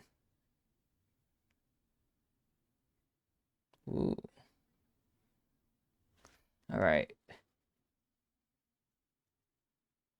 This is a jump in onto Mickey here as Razork is here, but there's no flash for Alvaro, but Elioya is here to try and even out the numbers, and it's going to be one for Supa as the stun connects onto Razork. They need to keep going here as Elioya. The damage is high. Jumping in onto Supa is Razork, but it's not going to be enough, and Supa going to fall. 2 kills for both ADCs, but first blood, flash for flash in the top lane, and Oscar barely survives the solo kill, and the fireworks are flying already in this one. This one's a little more balanced. We're throwing it. We're going in. Good teleport bot lane from Jojo to keep, or he just walked down. Never mind. Ooh. Elioya was prepared. Everyone was prepared. Great scryers from Jojo Pyun. Like, that was huge. That scryer's bloom was actually huge because it told them that Razork was still bot side. And so Elioya just hung there because he had nothing else to do. And he comes back. He sees Razork right there. I keep saying the Razork, like he's some mythical creature. As the engage is onto Alvaro, but Alvaro's just walking away here, and Supa is left alone. As he actually needs to keep kiting in, unfortunately for him, because he needs to be able to pick up this kill. And then he just has nothing. No heal, no flash, or no barrier, no flash. So it's just kind of let it happen. So both ADCs 2 kills. I can't say 2-0 because Supa was the one who had to die for the second kill on his team. This is a very, I mean, yeah, as you can see, very dangerous bot lane here. Does the W not? No, okay. It's just slow to update. Okay. Ow. Is Upset just throwing out these Ws? He has so much time to farm now, to farm up this tier because he has the infinite mana for the time being. Poby's going to be more valuable in fights, but he's down 20-something CS at the moment, which is kind of crazy. It's just a matter of chilling out right now because there's nothing to fight. Well, there is the Drake if either team wants to force, but no jungle has vision of it yet. So we're going to be playing the waiting game for a little bit. As Razork spotted out. Is going to get pillared here. Mickey going to get shoved away, actually, as Poby jumping in. Jojo, nice flash through on the ulti. And that's a good force there from the side of Fnatic. As Jojo kind of doesn't respect... Oh, Supa tumbles right into the stun. Or right into the Q. Oops. As this should just be Drake started. Elioya knows there's no bot lane pressure right now. Because Jojo had to take his reset. So MKOI do have to give over first Drake. It is a Mountain Drake, so it's a nice... On its own is the stun. Connects nice condemn there from Supa. Is Mickey going to take a little more, but he still has the shield to keep himself alive. Where is the angle here? Because 30 seconds on Grubs, but Supa is so low right now. He has the flash and the barrier available, but it is so risky. Like, this is very dangerous here because one overstep and Supa's dead as Razork is spotted coming up from Drake. It's just going to be resets. No one's going to go for anything yet. MKOI do have a slight lead. It helps that they're, 20 CS ahead in mid. And they do have the farm advantage in top lane. So the slightest of gold leads in their favor. Grubs on the Rift. Elyoya is already up there. He wants them. And maybe Razork makes it back in time. He is pretty fast. So he could go and try and contest, but it is going to be pretty dangerous to go and do that on the other side. As Yoya does have pretty fast clear, but it will just be one for now as Mickey spots it out and he's starting to back him up. They do have the mid push already secured, so Alvaro's going to have to come over here early and get this support for his jungler. So Upset gets this wave in, and now Razork is here. Supa just needs to answer this wave, and then he could try and go for the Drake or for the Grubs if they want to go for it, but no. You see they lost the push in top lane, so it's going to be dangerous to consider this. As they're going to continue zoning off Fnatic here. Filler, they're waiting for it. As the shove is there for Jojo Pyun, or onto Jojo Pyun. Poby throwing out the damage with the lethal tempo, but I don't think he has the move speed here to finish it off. Flashing forward, it will get the kill actually coming through in the end. And Poby with the solo kill in the bot lane. As they went for the top plate on Oscar Rinnan. He's got to get out. Alvaro going to land this Q. As going in, Crescent Guard secures the kill there for Elyoya. It's 3-3, but they do lose the feat of Warfare.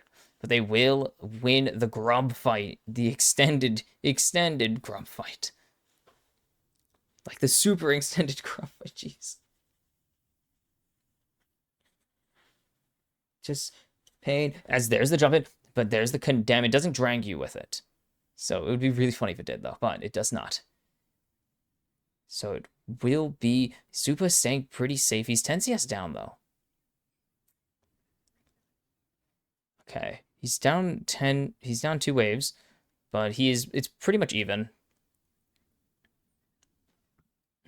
It is, really even. So it will be continued balance here in the bot lane only.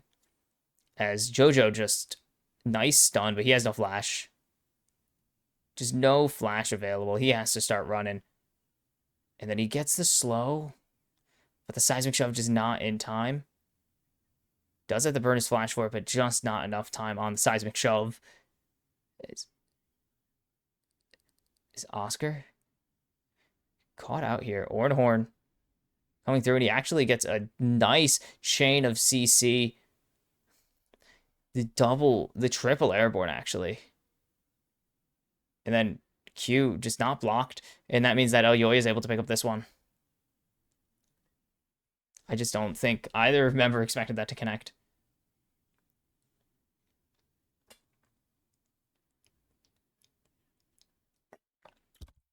Oops.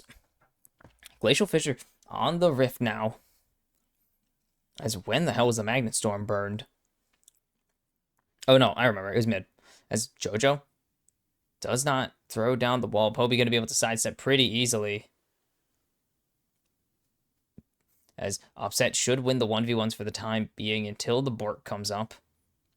Especially if Supa keeps getting hit by these Qs from the Ezreal. These Mystic shots are going to add up. Slowly over time, they're going to start stacking up. Natcher's Tooth already done for Poby. As this shouldn't be Hollow Radiance. As, oh. Mirwin should be fine here. He's not even going to need to flash. He's actually going to get a grass proc for it. And such a good. Just the pillar, not in time. Just barely bumping Mirwin the other direction. Elyoya is here if Oscar wants to overextend. But he's spotted out, so just going to leave Drake in 17 seconds. We'll see if MKOI want to go for this. Because their jungler is nowhere near. And he is going to get spotted out when he goes for it. But Razork's also topside. So they know there's a play here as teleport bot lane for Mickey to be on the map. Jojo, I think threw the E a little late. was really focused on, or not really focused, but wanted to get the W down. So he spent probably a little extra time lining it up.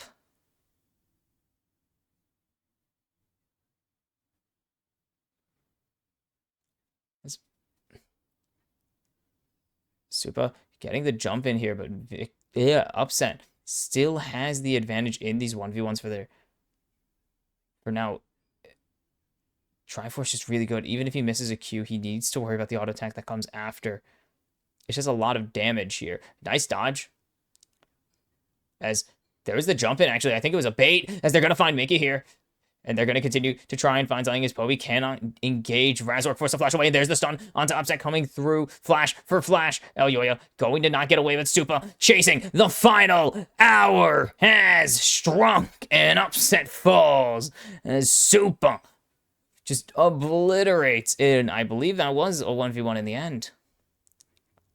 As Razork is going to get locked down. The seismic shove means that the stuns are layered, and Elyoya is going to pick up his second kill of the game. And I don't know why you're face checking that one, Razork. No clue. 3-1 for Supa now. 2-1 and 3 for Elyoya. Alvaro involved in 5 of 6 kills. Maybe there's an angle here, but Razork's down for 7 more seconds. Elyoya is eventually going to finish this off. As Mickey trying to be annoying, and not going to happen. Drake has been delayed. As Elyoya will get this healing as well, and now it's going to reset, but it will be back in his pocket. And it took a little longer, but Elyoya is perfectly fine as Oscar is waiting. Oh, that's Jojo Pyun. Nice stun. So he will be able to get out of there at least. Just one stun coming through from Jojo. As Alvaro is here to continue to, to make sure that his top laner does, or mid laner in this case, top laner in the context of the situation, but the mid laner does not just drop dead. As Supa able to dash away. Razork not going to get condemned the final hour by so much time as Mickey falls. Supa has too much healing and not enough damage coming through.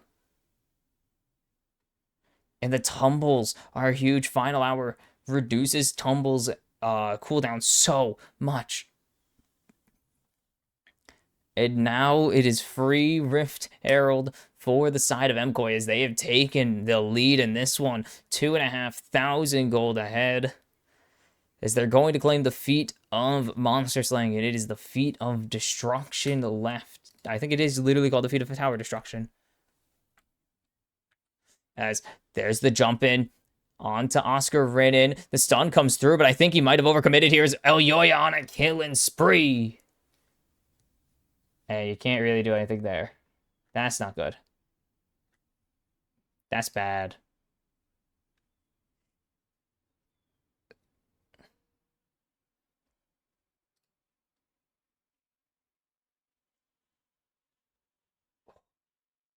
Ooh. They're going to try and get first turret, but it's so difficult as the wave is already getting cleared out. Poby getting airborne, but Razork going to be able to pick up the first turret in the end. Ooh.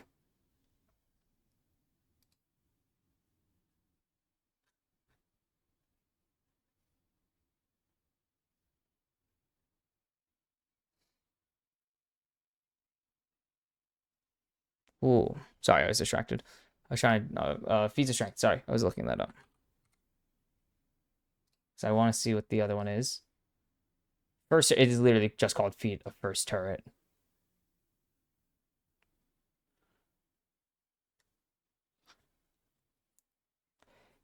That's invisible and undead. Oh. And then Upset doesn't actually land one of his Qs. And then Mickey fallen.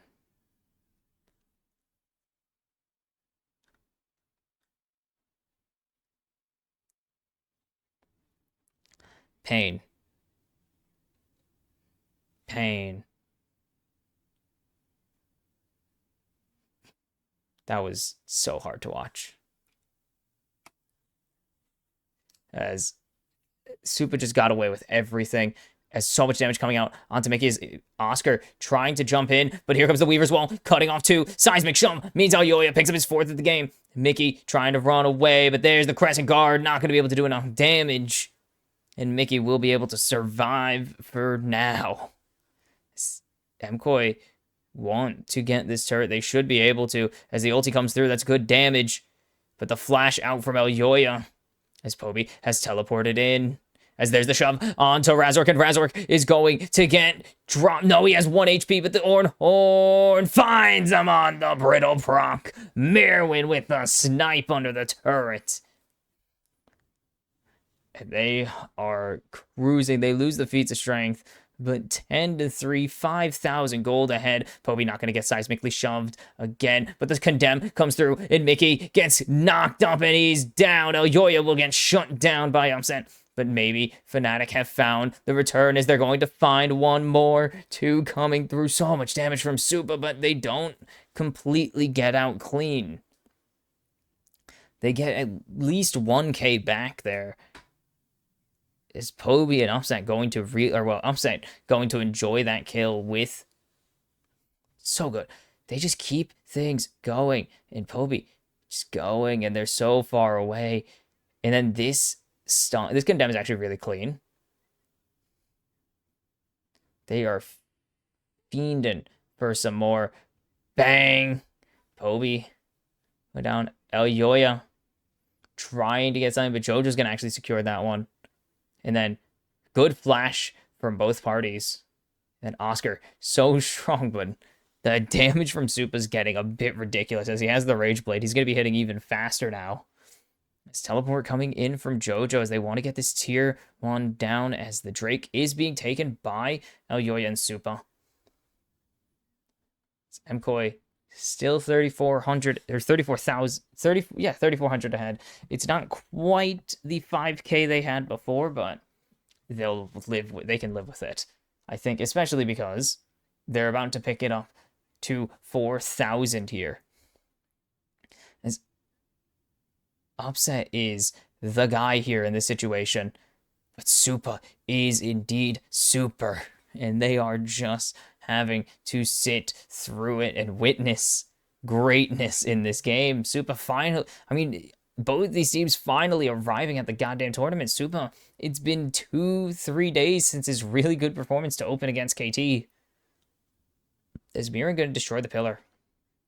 He's so tanky, but his shield's going to get shredded here as they're trying to jump in onto Supa, but they're not even going to find it. He's flashing out and back in as Oscar falls to Aoya. The shove finds no one, but Fnatic lose their jacks. They get nothing for it as Mirwin is just going forwards. There's not even an objective to fight. I guess there's Atacon as Pillar will stop Mirwin from getting out, but he will just use his flash instead. As here comes the teleport from Alvaro. I forgot he had that in a second. And there it is. I thought it was earlier. But nope. Just gets in there. There's no chance for Fnatic to get in here. They just have to throw that on the Sun Disc and hope they don't get dove. But they're just going to have to face the music as well. MKOI take their resets for the most part. And it is getting nasty. 5-2-4 for Aoya. 2 items as Supa going to his 3rd here at 4-1-4. Upset is 3-1-1, so there's a chance. But it's going to be him and Poby against Aoya and Supa, and I'm taking those 2 over Poby Upset any day right now. Supa is so good. He has the upgraded Bodork, if you will. As the Rookern's getting bigger too.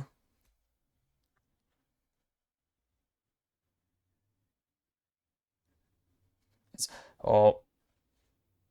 Mickey getting chunked. The Rylai's doing so much. And Jojo's just gonna finish him off with just some threaded volleys.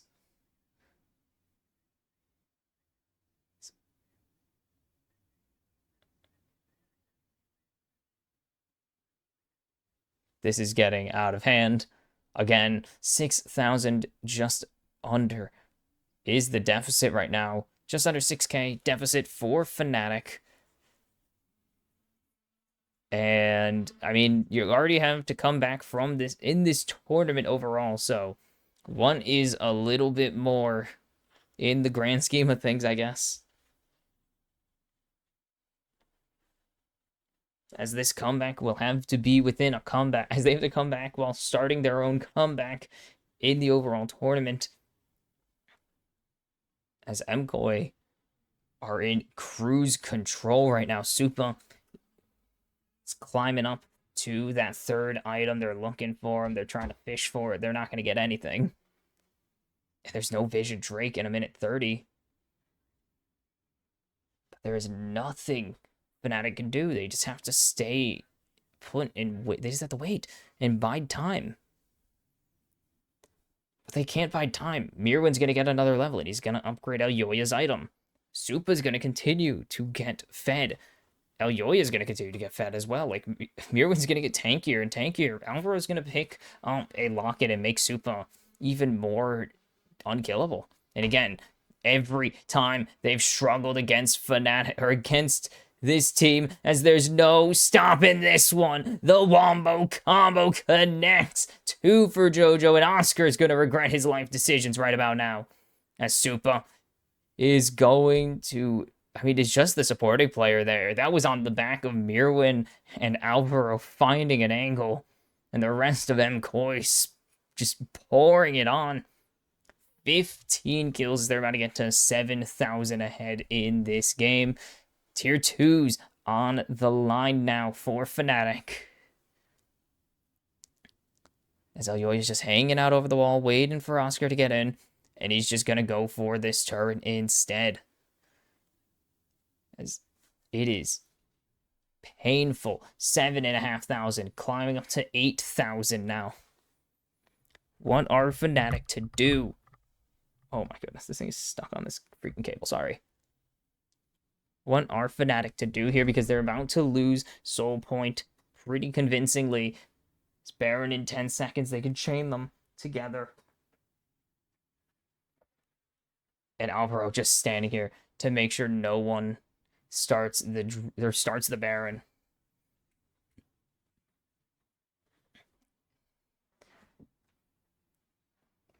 And it is... No, that doesn't give much. Drake gives 25 gold. Okay, let it happen. Drake's used to give a ton of gold, but now they don't. Or, well, dragon. It was just a single dragon, the same one. Now it's not the case. So 7,500 behind. What do you do? Because... what are we going to see? I don't actually know Vayne builds super well. I know it's Bork into Rageblade, but that's about it, yeah. And it's every on-hit champion is Bork into Rageblade.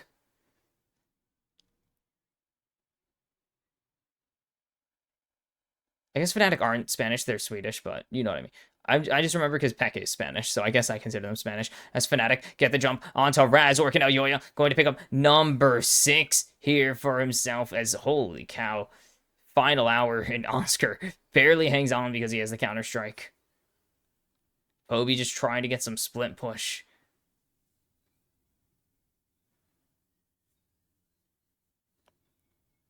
Baron started. They have vision of it, but I don't think that's going to matter, as Supa is not taking damage from the Baron right now. They block the True Shot Barrage. Here comes the teleport behind, though, as JoJo's up here as well. Maybe Mickey finds the flank angle as that's in onto Supa, but so much damage coming in. They've landed the stun, but have they found the kills? No, they have not. The redemption is there, but it's not going to be enough as Supa picks up number 1, number 2 in this fight. 3 members of Fnatic fall, as it is 6s across the board for the 3 carries of MKOI. And 10,500 gold ahead. This one's in the books. You can call it, stick a fork in it. The fat lady is beyond singing. She is wailing at this point. Just great engage. Upset stuck doing actual nothing. Poby's already dead, so there's no chance of a sick engage. And there's no damage, obviously, coming from Oscar and Mickey. Everything has gone wrong.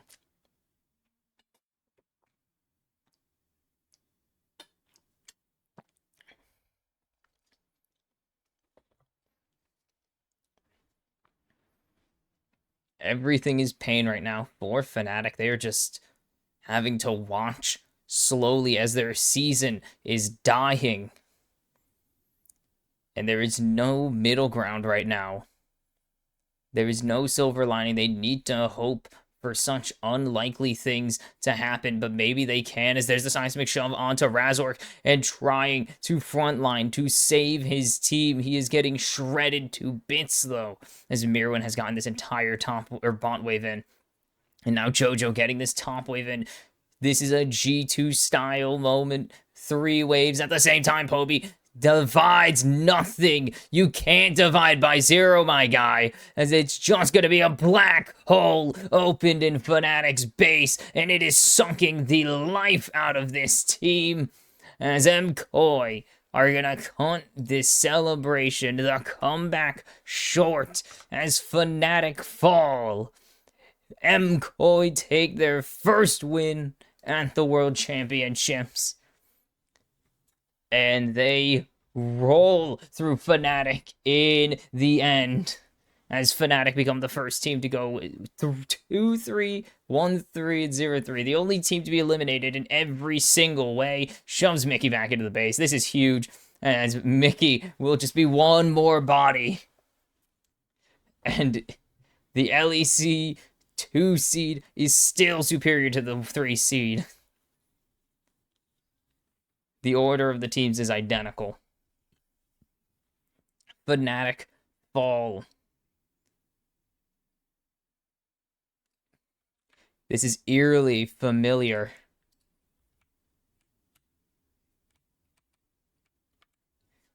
Eerily similar.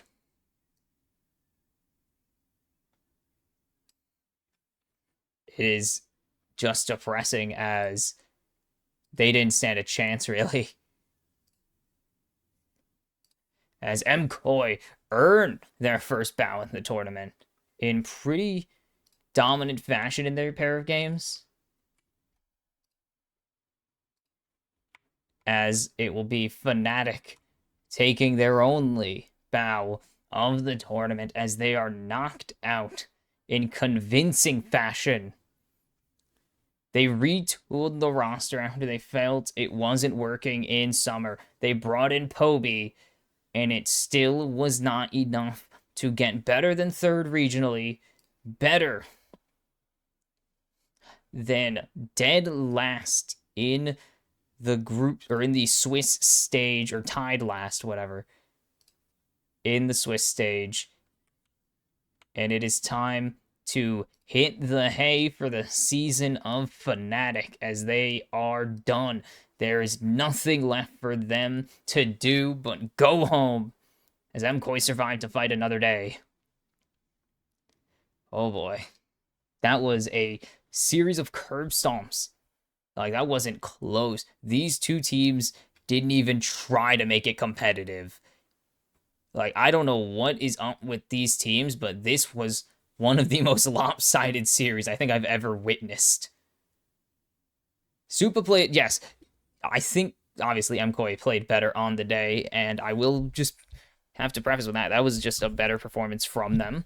I think, again, I stand by my point of Elyoya and Supa is just a better duo. I think Poby is not really, like, I just don't think Poby has been that great of an upgrade, like, at all. I mean, he clearly was an upgrade over, I think it was it Nemesis? Who the hell was? Like, genuinely, who the hell was on this roster before? Humanoid. Yeah, I think Poby's an upgrade over Humanoid, but I just don't think it's enough of an upgrade to really move the needle. I know there are people who want him to stay, and they're excited to potentially see Poby stay, but I just can't. I just can't be. I don't see it. But that is not for me to decide. I am not smart enough, nor qualified enough to make any actual decisions for any team ever, obviously. That's why I'm here and not in some front office deciding who's playing on, like, creating top tier lineups, hopefully. But for MKOI, you looked good. You looked really good for the most, besides game 2. Again, that seems to be the running issue with some of these teams is that they'll just get dominated in their losses, but dominate the wins, which isn't a good sign. But they looked better than they looked bad, more good than they looked bad at points. And that gives me a little hope that MKOI might do something at the end in the next round, but I'm going to have to hold my breath because I also know that as quick as this team can get Elyoya a giant lead or Supa a giant lead, they can quite as easily throw it or never get it in the first place, and that is why they lose their games. So we'll have to wait and see who they draw and how their series will the rest of their worlds will turn out, as that is it for the first series. MKOI knocked out Fnatic, and we are moving on to PSG Talon, the LCP 3 seed, taking on the LTA 2 seed in the Vivo Keyd Stars, who will be the second and final team of the O3 pool of the O2 pool to be knocked out. We will find out after this. And it is time for the final series of the day, as we will determine the last 0-3 team at the World Championships, as PSG Talon take on the Vivo Keyd Stars. As, oh boy, my favorite team have their work cut out for them, because I think they've looked good, but I don't know if that actually means anything. Like, they've looked good against really good teams, like the two of the best teams in the world. Both of them are in the 2-1 pool, and neither of them went 0-2, actually. Neither of them went 2-0, obviously, as that's not how that works. As we are into the draft, it is PSG getting red side, or blue side, as they had side selection. And, yep, there we go. This is most like, well, regardless of how this entire tournament goes, it is most likely, for real this time, Maple's last ride, as it was supposed to be the last ride last time, but it just happened to not be, because they needed him to come out of retirement in the middle of the season because Fofo needed to get surgery. So, just a little bit of a spoiling the moment, but it's not like last year went much better. I'm pretty sure we got 3-0'd. I don't even know. Yeah, we did. We get 3-0'd last year, so... No, 1-3. We beat the Mad Lions. I forgot we beat the Bad Lions, yeah. But we beat the Mad Lions. So we want to play in series. That's about all we got. But it's not really much else, as it will be the Wukong for Karsa. Lee Sin, of course, is kind of the pick he's been known for his entire career, but not a great option, especially blind jungle, literally. But it is Wukong. Like, teams are more than happy to take this champ when they can. He's a team fighting machine. He gets aggressive, nice, and can get aggressive nice and early, but also has that guaranteed level 6 aggression. So, big fans of that, of course. As Sion going to be picked for Boal. I like this because it gives Boal some agency. It's just I don't love Boal's form right now, as DeSamus going to go for the Xin Zhao. And a bunch of jungle hovers, of course. Karsa, all the champions he's been known, or has been historically known for in his career. The Lee, the Skarner, most recently the Skarner after his return to the LCP last year in the Skarner rework. Or no, not his return, sorry, during his time in the LCP, but also when Skarner got reworked, he was very much playing it a ton. And it's going to be the M-Pesa into the Sion. We've seen this matchup so many times now that it's just become the standard. You expect this whenever you see it. I have not expected Aja to do well on this champion, but we'll see how that goes. Is this going to be Maple blinding the Rise? Yes. Second most played. Okay, he's played a lot of it. You also have to remember, they lost most of those games. Like, they lost almost all of their games this summer.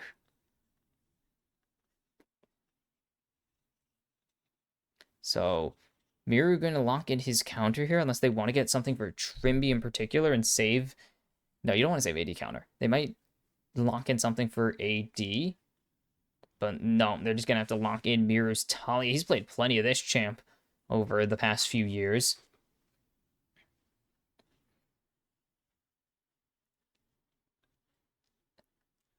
I've seen a lot of it. It may not be his most played of this summer or this year, but he's played plenty of it. Spent a lot of time on R7 picking that champion. So the ADCs are the focus. Now the bot lane is the focus for both teams. As you look at this comp from PSG, and you could say Wukong is the angle, as Caitlyn going to be taken away from Betty. Or not Wukong. Xayah is the angle. I think they do have to respect the Xayah lock-in from Mort. Even though Mort has not looked good at this tournament, he's been getting CS gapped pretty hard the entire event. It's still just the correct pick. Poppy going to be taken away from Trimby. He has played a good amount of that, obviously. And what is the final one here? Because they can continue to pinch the AD pool. They can also go for a support target here, as they do have the option to counterpick still, but they can also get rid of something they don't want to face, or something that they think Woody will go for here. And they're taking a long time to get this one done. It will be the Lucian taken away from Betty, so the close range ADC that can pair well with the Wukong and the... I mean, with this entire comp, but mostly with the Wukong and an aggressive support. So what are Mortea's going to go for? What's Mortea's going to go for here? Because now you're looking down Xayah. You're looking down potentially Kai'Sa, but I don't know if you want to take Kai'Sa into this comp specifically. You kind of want an ADC that's actually going to stay back and hang behind your Sion and Xin and play on the same level as your Talia. So you could get the Ezreal here. That's an option. You could get the... what's a mid-range? I don't think the Zeri's the answer here. They could get the Smolder. They could also blind the Alistar to secure probably my like second or third support pick at the entire event. As, yeah, Betty really just plays those handful of champions. Kai'Sa would work really well with PSG's comp, though. Quirky, Kai'Sa, both are the options. They are both definitely one picks Betty loves playing. I'm pretty sure both of those are his 1 and 2. I'm pretty sure those are his 1 and 2s this summer. And they're going to lock in Woody's Rakan, very well known, or not well known, but regionally known for this champion. He's pulled it out internationally plenty of times. I think his best was probably 2020 at Worlds, followed by 2021 MSI, were probably his two best like runs as Rakan. I mean, that's just kind of PSG's two best runs ever as well, so that's kind of biased. But it will be the Corki locked in here. So the go forwards comp is engaged for PSG here. And what is the final pick? MF can work. Because the other option is Ezreal, and I think that's really it. I don't want to say the Sen is the option. I don't want to. Varus would be interesting, but I think... I forgot Sivir was there. No, that's a great... That's a pretty good pick. I mean, I listed out the requirements I think they need for this team. Plays behind the Sion and Xin, but plays on the same level as the Talia, and that is pretty much what Sivir is going to do this entire game. Miru provides a ton of potential peel here into the Wukong, into the Mbessa, and Rakan especially. If they try to dive, if Miru's reactions aren't fast enough, he can just grab, or he can throw down the Unraveled Earth, and of course Mort has the extra layer of safety with the Spell Shield. And then Trimby usually will be starting most fights next to Morteus before going in, potentially. So there's just so many angles here for VKS to actually keep the Sivir well insulated. It's just going to be so difficult to get into that third level that they need to get to, because there's going to be 2 or 3 people standing in front of this Sivir trying to keep it there. The second level, I should say, not third level. This is not like Caitlyn or late game Senna or late game Jinx, where she's just 10 miles away from you, or Jhin, where they're super far away, hitting you from downtown every single fight. But getting into the second level is going to be really difficult, just because, I mean, how are you going to get on You have to get through Unraveled Earth and Scion, which is kind of easy to do. You have to get through the Xin Zhao, most importantly, if he's not engaging onto you. You have to get through the Xin. But PSG Talon, they do have a really good comp here. Like, if you see the engage angles, as long as you can get to the Sivir, you can win the fight. And you have good angles to get onto there. You just have to do it. I mean, Wukong and Bessa and Rakan, very good for getting onto champions. And Rai's actually really good at playing that melee where he does, or that range where he can engage without dashes, obviously. He has the root and he has great spell rotations.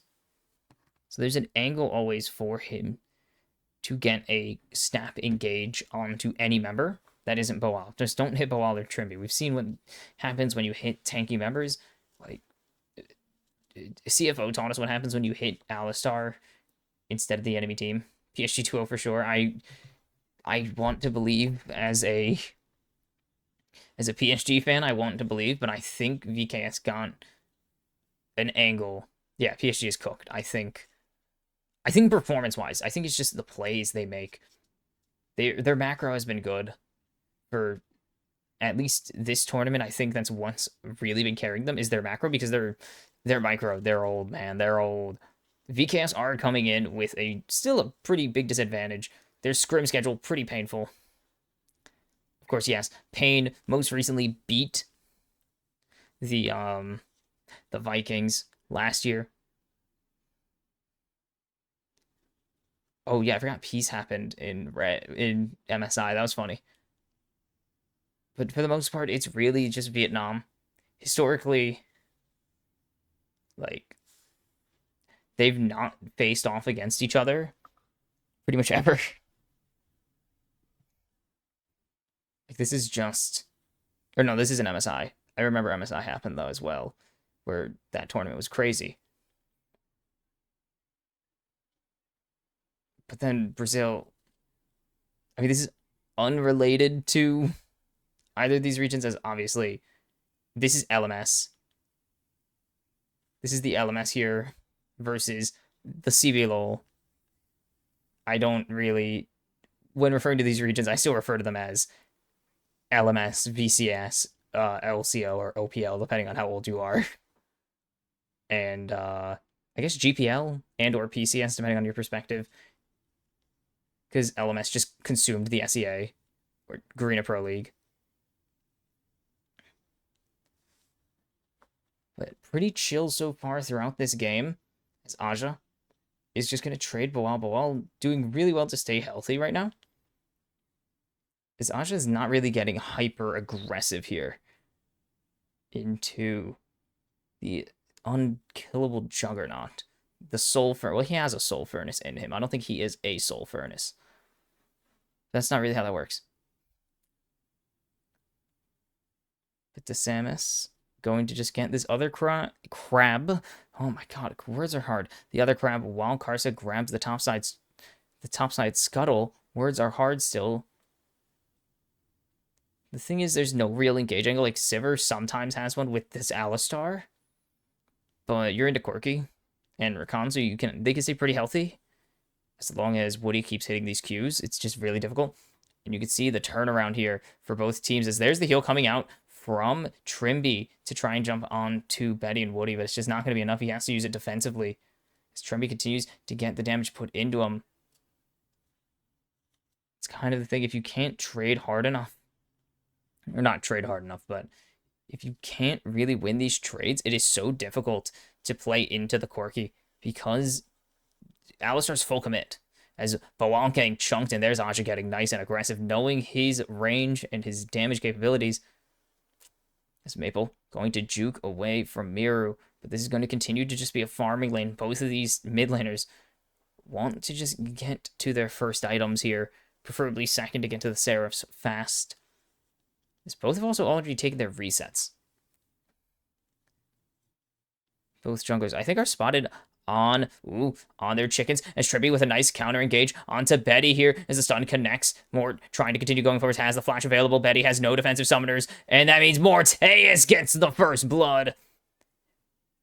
And that is the dangerous situation, the game you play when you run out of mana, when you burn your defensive summoners.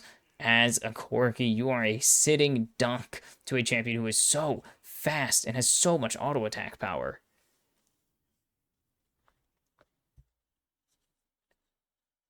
And the Sam is going to use this to actually grab early dragon as well. And Woody. So small issue with the Rakan into this matchup is you have to do this. If you go in, you have to jump back to your teammate, and that brings the Alistar with you, and then the stun just connects before Trimby disengages. And so well played there by Trimby. And then just that giving him the green, that giving Mort the green light to just go absolutely off there. No grubs yet. We're still only 8 or 6 minutes in. So there's no dragon actually, as it was just a ward being placed by DeSamus. And Woody just gonna say, leave my ward alone and piss off the Drake.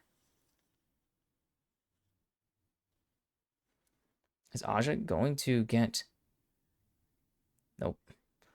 Going to get airborne, but doesn't actually get grasped on. Now that, yep, the Bramble Vest, we've seen it return the Bramble Rush. I don't think it's as efficient as it used to be before the nerfs came through, but while getting shredded by Aja right now, even with the healing reduction, it is so much damage coming through from the Drake out step. It's DeSamus. They know where he is.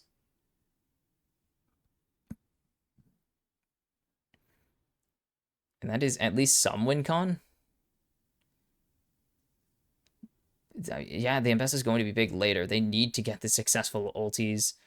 And they're going to need to actually keep Morteus reasonably behind or even. Because if he's ahead of Betty, then there's no reason to even try jumping onto Mort. Or there's no... It's going to be really hard to jump onto Mort because Betty can't follow it up. And Kars is going to struggle to follow it up. So they do need to keep Morteus somewhat relevant or somewhat cooled off, as he is started by being not cooled off. Picking up first blood, of course. Strimby clearing out these wards. And Drake gonna get pissed off again by Woody here. Mort gonna take over to 6. It's an okay ulti. Definitely good for chasing or escaping. As Choo Choo. Dunk, dunk, dunk, dunk.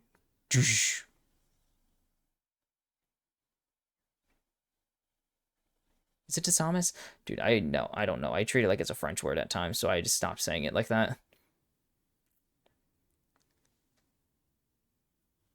And going for the invade, going to find nothing. They can dive here. It's a level 5 Rakan right here. But any more of this wave, and it will be level 6. They assume something's up. DeSamus is just going to hover here. Woody has ulti, and he's going to be able to get out. And that's a plating over to the VKS bot lane in exchange for the grubs in the top side. And now they call for the dragon. This should just be pretty good trade. Good objective trade, especially for the side of VKS, as they get a lot of gold off of that. But most importantly, PSG just live. That is such an important thing, because that would have been a lot of money and a lot more over to the side of VKS had they not survived.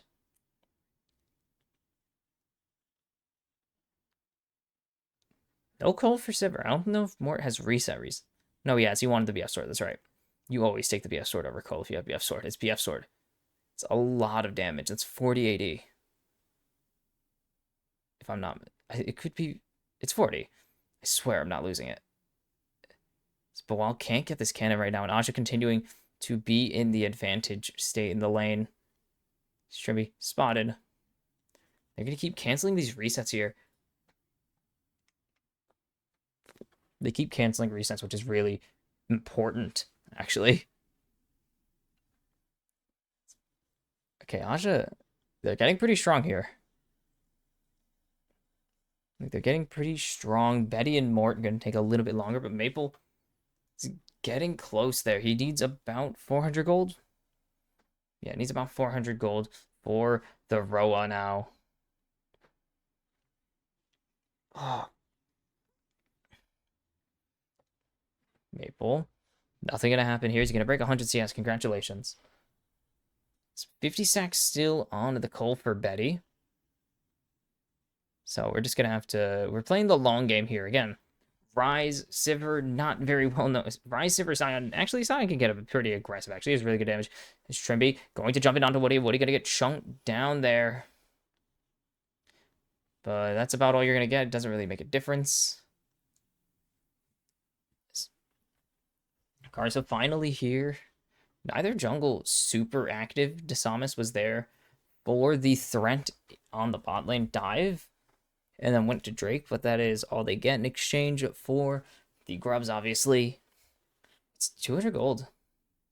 The only real deficits are... The only real deficits are Betty and Bawal. And so that means it's about a 400 gold lead to the sign of VKS's Maple, continuing to put the jukes on. We've seen him do this before. Is this the jumping onto Karsa from Trimby?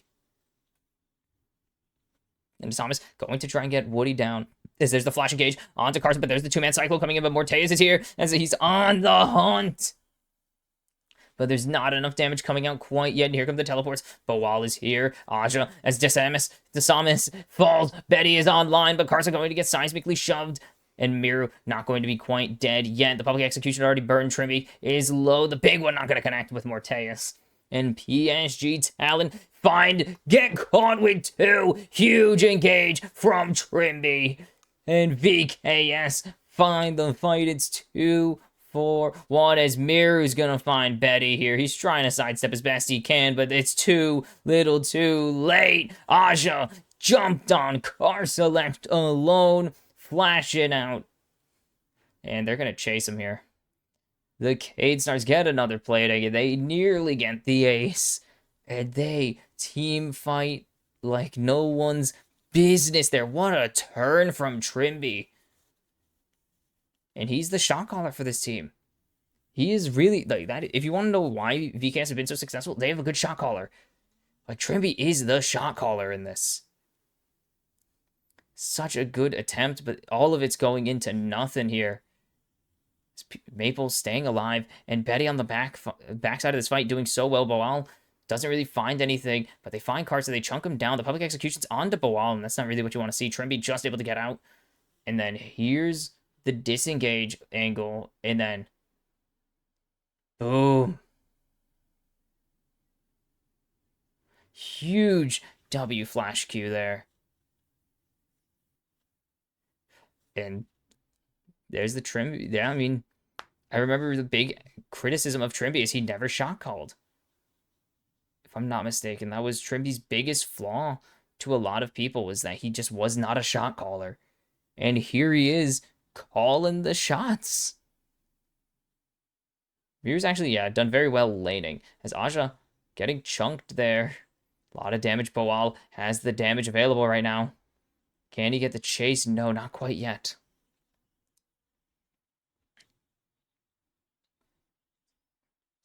Karsa and Trimby both know each other are there.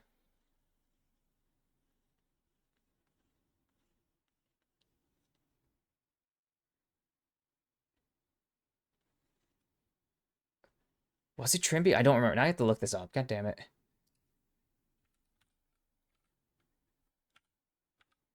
Trimby. And, I mean, Brazil fans are thoroughly excited because they have been waiting for their moment to do something. And it's going to be second Drake going over as well. No, it wasn't him. It was, shoot. Was it? I don't remember. It was someone on Rogue. As Trimby getting jumped on here, he's caught out of position, and this is kind of one of the other criticisms of him, is he kind of dies on weird positions. He's going to die randomly. He's kind of like Mickey in that way, but not quite. But that is a bad time to drop if you are the support here. 1k gold diff for Morteus now. That is his first of the tournament. He's really not had a great showing here. He's not had a great international showing, unlike his, I guess, rival? Contemporary, at least. Acquaintance, probably, in Titan, who every time he goes international, People are always talking about him because there's like there's a few things he does. Either he's being really funny because he's actually just a really charismatic guy. He's doing really well on stage despite his team's performance at some of these events. Like he's never obviously he's never really picked up any major wins at the World Championships, despite going to plenty of them for Brazil. I think he's been to 3 or 4 of them now, 4 maybe 5. Pain Gaming have done really well to be summer champions often, especially because Teton's played mostly in the era of what do you call it, play-in, so he's gotten to show off a little more. And or the third thing, if his team is doing really poorly, he's balling out in solo queue. Like, if you remember last year's Worlds, everyone was confused, like freaking out or everyone was super hype about Teton because he was diffing like the best ADCs in the world. As here comes the Herald fight. We're already halfway through this health bar as nothing's quite happened. PSG have teleported their top laner up as they're trying to get this engage, and they're not going to find anything as Desamus is enough to get out and keep everyone alive. As the Cyclone is nice there, the wall stalls for a little bit longer, but it's not going to matter. Boang continues the fight, and Miru on a big wraparound. Trimby, seismic shove. The heal is there, but Pawao picks up number 3. And VKS continue to dominate this game. And 403 on Morteus' Sivir. Boal 3-0-3, and finally, the Keyd Stars are here at Worlds, and it feels great. PSG Talon, yeah, getting fight like they are up against a team that loves to team fight and just really put a lot of time into getting their team fights, and now down to almost 3,000. Danger, danger. Warning, warning, warning. Wrong champion, or wrong voice line. Things are getting ugly as PSG just can't find any angles to fight. Look at this. Woody is slammed.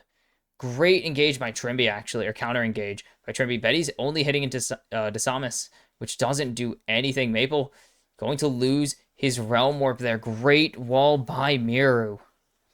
And Voal is picking the bodies up now.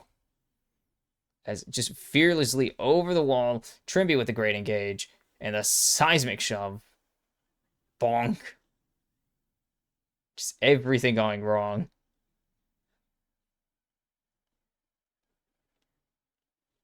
Second Herald charge could come through here. Trimby going to stall it. And tier 2 should fall here, as it will be another pickup of gold. 4,000 gold advantage to the side of the Keyd Stars. Drake in 50 seconds as well. They could turn this into a big fight win, potentially. Or turn this into a major objective as they're going to jump in. Miru not going to get killed here. He's going to be able to peel for himself as well as Desamus. Desamus going forwards. Betty is caught. Morteus picks up 1. Morteus picks up 2. And there's just nowhere left to go for PSG. Talon Carso will fall at the hands of Miru. And Boal and Trimby going to get another one. 4 kills for the Scion. Hold on. We could be doing this. 6 for Morteus, but 4 for Scion, and that's the most important one. And there is a reset here. Maple not going to get his reset, and that means he is going to fall here as just getting chunked and CC'd. Oh, Trimby has the cooldowns. Miru on a killing spree. Oh, things falling apart for PSG. As the Keyd Stars are balling out in this one. I mean, ignore the Crescent Guard not keeping Betty there. Ignore that. Who cares? 2 more for Morteus means he continues to get ahead. Miru. Bonk, bonk, bonk, bonk, bonk. And then huge chain of CC again. We've been seeing Trimby and Poang connect on that all game. 7,000 gold is what we're approaching now in 20 minutes.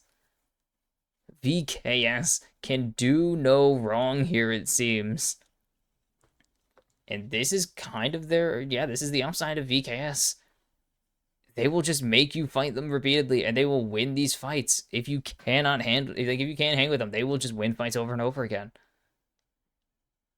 This IE finished for Morteus. He's going to be doing so much damage. He has 65% crit. Bowal is just clearing a ward. He doesn't really care. You can do whatever you want. He's getting chunked actually pretty aggressively, but he is still at 2,000 HP. He's fine. As Miru, nice buffer from Aja there, but is the damage going to be too much to overcome? Miru continuing to go forwards, doesn't have the flash here. The actually increased boots as well means he can get out potentially, as there's the seismic shove chase down, and Miru on a rampage. And on the bot side, continuing to position around this Atacon, VKS are just strangling the life out of PSG Talon. Here comes Miru with the Weaver's Wall. He's cut him off. The engages there. And Trimby is going to continue to find these engages. Morteus picks up another one. Betty falls into Samus's hands. Trimby continues going forwards. He doesn't give a damn. Maple. The vet came out of retirement for this one. But he's just going to have to come out of retirement to go to the retirement home again. And Bowal trying to get out. Should just be able to get out of here. It's the teleport coming in. Aja can't get the chase down. And damage coming in. Miru has so much of it. Bowal, huge shield explosion. It's 5 kills for him. Come on, get to 11. And Morteus 7-0, Miru 5-0, Trimby 17 assists out of 18 kills. Like, this is huge. This team is looking good right now in this one. Teleport up to top lane for Bowal. Brazil is smurfing. Let's go. It's been a month since we've seen this team. And it's so nice to see this form of them return. Like, it's been a month since we've seen this form. This is the form that won them LTA South. This is the form that won them. Oh, Trimmy going in. And the chain CC is there. Aja is down. And Bowal picks up number 6. As VKS going for the base here, as this could be the beginning of the end of this game, potentially. As they are just throwing hands. Here comes Miru. Betty falls at his hands as well. And the Keyd Stars are shining in this one. And this, it is nice. Welcome back, VKS. It's been a while since we got to see ya. And it's nice to have you back, as the Cyclone is nice. And so is the quickness. But Karsa falls to Samus. And it's continuing to just pile on these kills. As the waves are coming in. Bowal insta-clearing these waves. There's nothing to do but pound down the turrets. And they will let PSG live. Which is a little bit more. They got so much money out of that. 13,000 gold lead right here. As Spirit Visage completely finished for Bowal. Anything else? Seeing the rest of them come in. Let's see. Sivir, 3.5 items. That's concerning for more. Frozen Heart is the call here. Is Miru going to pick up a... Ooh, yeah, Miru going to pick up a Horizon Focus.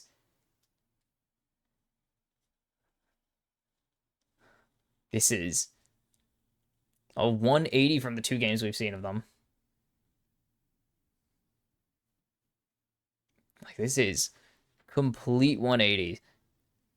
And it's so crazy that it took this long. Like, as Karsa is caught, and he's gonna stun himself, and he's gonna fall as Bowal picks up number 7. Is this going to be it? He could do it off of that fight. Nice ulti from Aja, but it's way too deep. It's 2 more going into the pockets of VKS.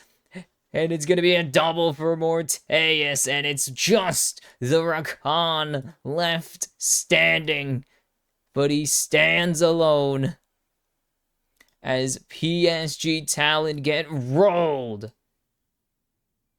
And VKS one win away from Brazil's first win in the Swiss stage ever.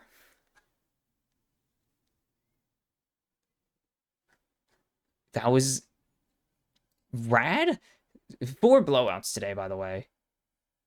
Like 4 blowouts in these 2 series so far. And yeah, people were wondering. Ooh. 1-0 lead. And now there's something. There's something there. Like, that was a big win. I mean, it's not an upset yet. Yes, it's a game win, but it's only PSG Talon, who have looked good, but it is still 1, just a game win, and 2, only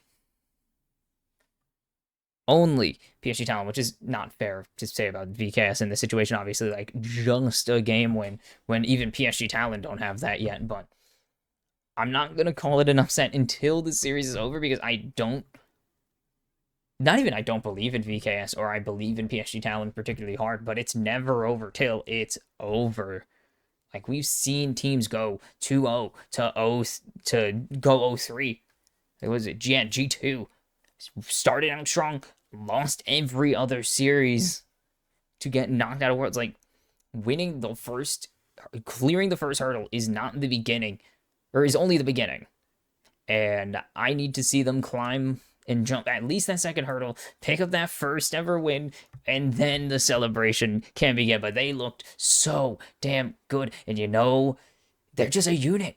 They know how to play as a unit, and it paid off so well. For PSG Talon, they just looked lost. They didn't look like they wanted to commit, and by the time that they really did, it was way too late. They were way too far behind, and it was just time for VKS to roll and run the rift.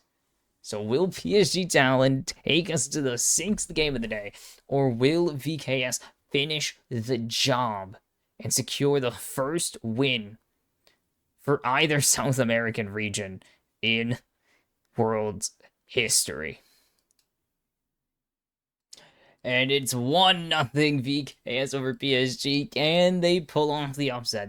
I said if they win it, it will be the upset, because I do not believe anything until it is done. We are into the draft. VKS looked damn good in game 1. And PSG back on the blue side here. Tournament on the line. Season on the line for Maple. Career on the line, as this is probably the actual last ride of the legendary Flash Wolves mid laner. After how many? I mean, now it's even long. Like, his career is even longer. Like, geez, man. Even further, even longer. He was at the first World Championship. Like, he was at the first World Championships for LMS. He was on the Gamania Bears. Like, that is how you know this guy is elite. He was on the first Worlds roster, and then so many other historic international rosters for this region. He's been playing this is his 13th season. I think. Is it 12? He only played half of the first season, but, oh, don't do that.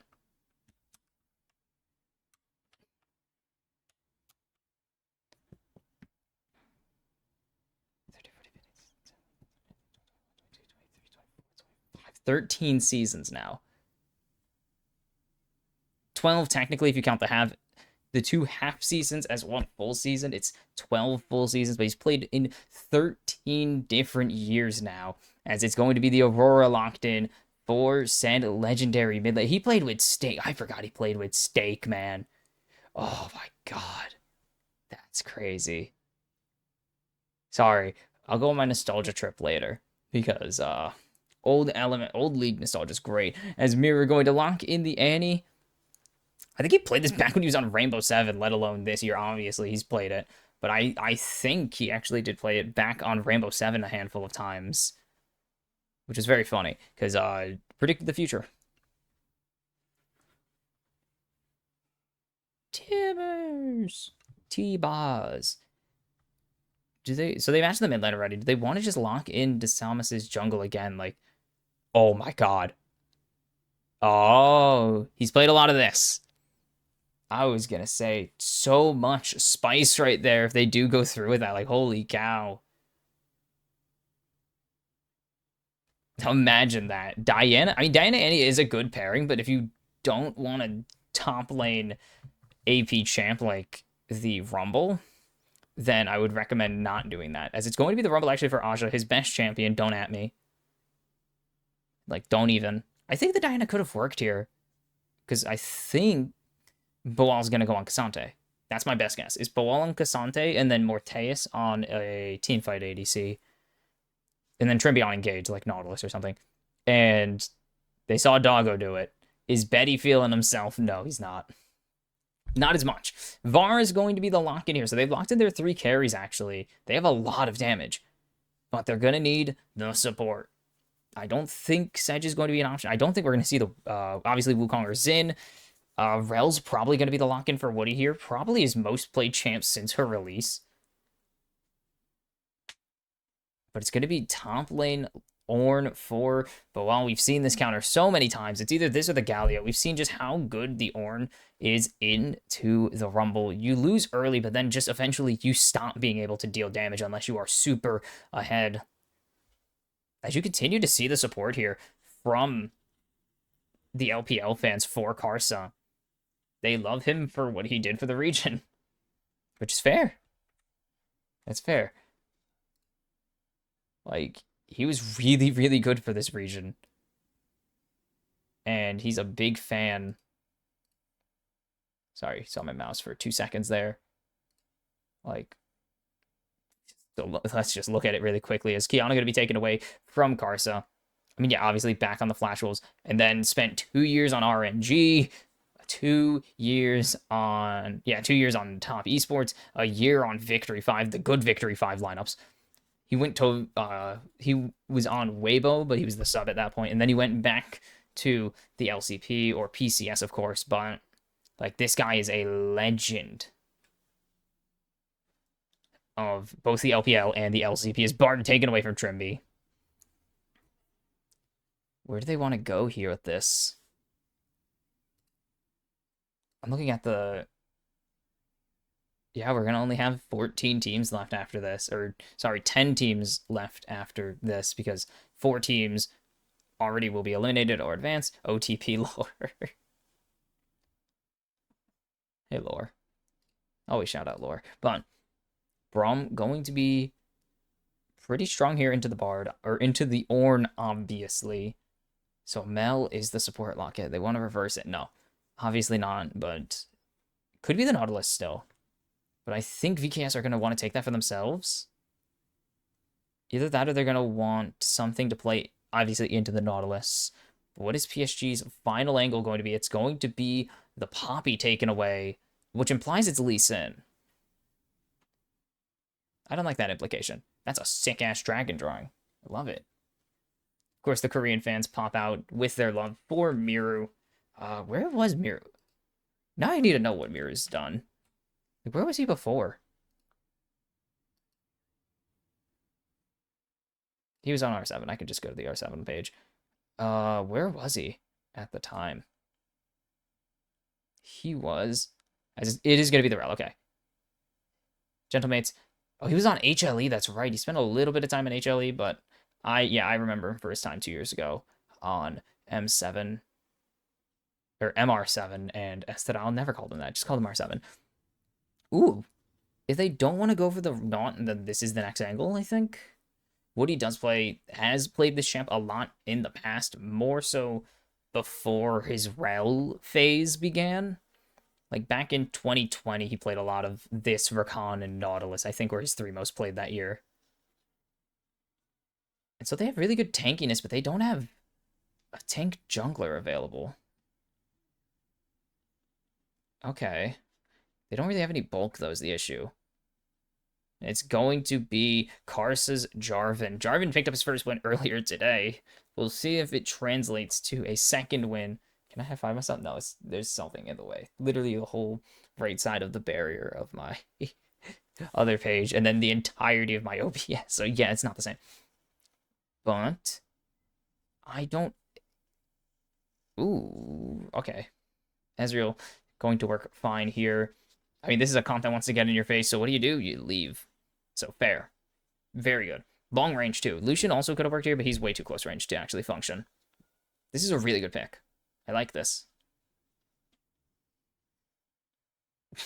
Stupid joke. Very fun. No, it's a very funny sign. I like it. I don't love the PSG comp. There's not enough bulk. They have good engage, yes. They have good damage. Maple, Aja, and Karsa will shred through people if they get the option to combo together, and then Betty's just going to be a nice, consistent source of damage, but who's going to tank here besides Woody?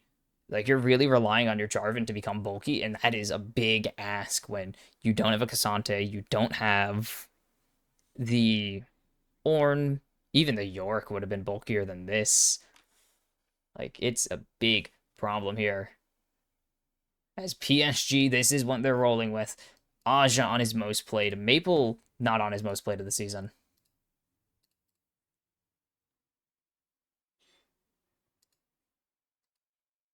I mean, this is a big, big ask here, even against a region that people generally think is pretty weak.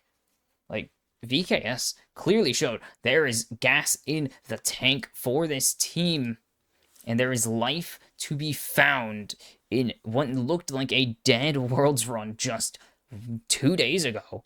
After day 2, when they got steamrolled for the second straight game, it looked ugly for them coming into this day, and they came out swinging.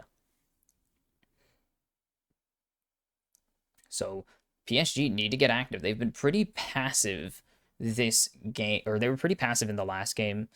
I guess compared to VKS, it's hard to not to look not passive because they are one of the. I mean, Brazil, besides like maybe besides Vietnam and China, probably the third most aggressive region in the entire world. These guys love team fighting so much. These guys are huge fans of running at the enemy and of running at the enemy and just smashing their face in as hard as they can. So PSG have opted into this team fight, and they're gonna have to survive them because they have not looked good. J4 GigaChat, sick Tepig there. VKS one draft. Yeah, VKS one draft. Like, look at this comp. I will still believe. We believe in PSG Talon. These are my boys. These have been my boys for 5 years, and they will continue to be my boys until, you know, I quit esports or they leave. I would love for Maple to get a win in his final Worlds, but it's not even looking like we're going to get a game win. But Karsa, yep, this is the Karsa we know, we love. As there's the engage, he's going to steal away this camp. And shouldn't be able to steal away any more, unfortunately, but gets Desamas' flash, and wait. And there's the re-engage coming through the stun. As Karsa not going to flash. He's going to continue to chase here, though. But he's not going to be able to as Desamas under the turret. And now here comes Boal. This is getting dicey. And Karsa's just going to have to flash out. And there's the sun coming in. Karsa greeds too hard. And it's first blood to Boal. Continuing his domination on the Scion. And the Fnatic skin not working for Karsa so far. Karsa does not have a world skin, unfortunately. I think he has an MSI win, if I'm not mistaken. No. Yeah, he was on 2018. Yeah, he was 2018 RNG jungler. So he does have one. As Boal going forwards here. Not going to be able to find anything else, though.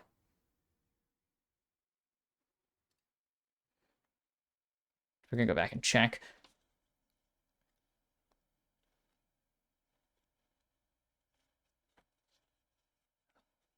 Ooh. Karsa going to try and steal this. Desamas unchecked. He knows, yeah, he knows someone's going to hunt here.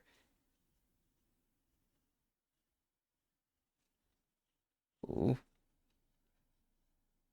Smite comes through for Karsa, but he doesn't even need it here. He's going to get it as there's the jump in onto Woody, and Woody going to get the lockdown, and that's going to be the revenge kill coming through for Karsa. As Miru's here, actually. Miru can make a play, but Maple is on the response. So we'll be able to actually get everything done, or we'll be able to get away with this invade pretty cleanly.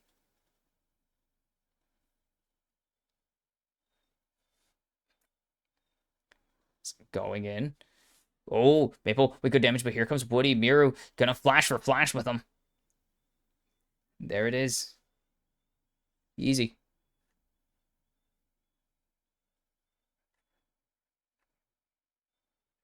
And now the jump in. Woody gonna keep things rolling on Miru, but here comes DeSamus.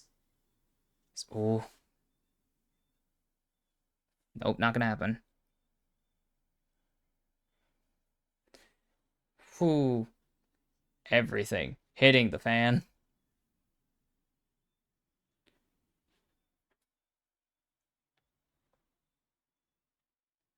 Miru looking for it. Nope, Maple not going to be able to continue going forwards here.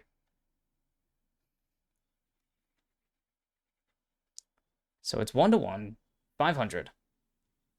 Gold lead for PSG Talon here as they do get their revenge.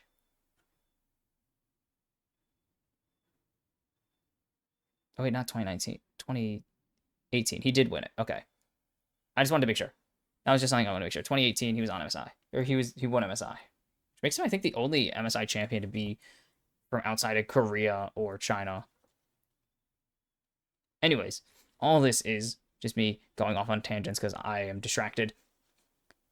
But we're looking at the gold diff right now. It's pretty much all Karsa and Woody, which means nothing. So Karsa going to have this advantage as he got some nice invades.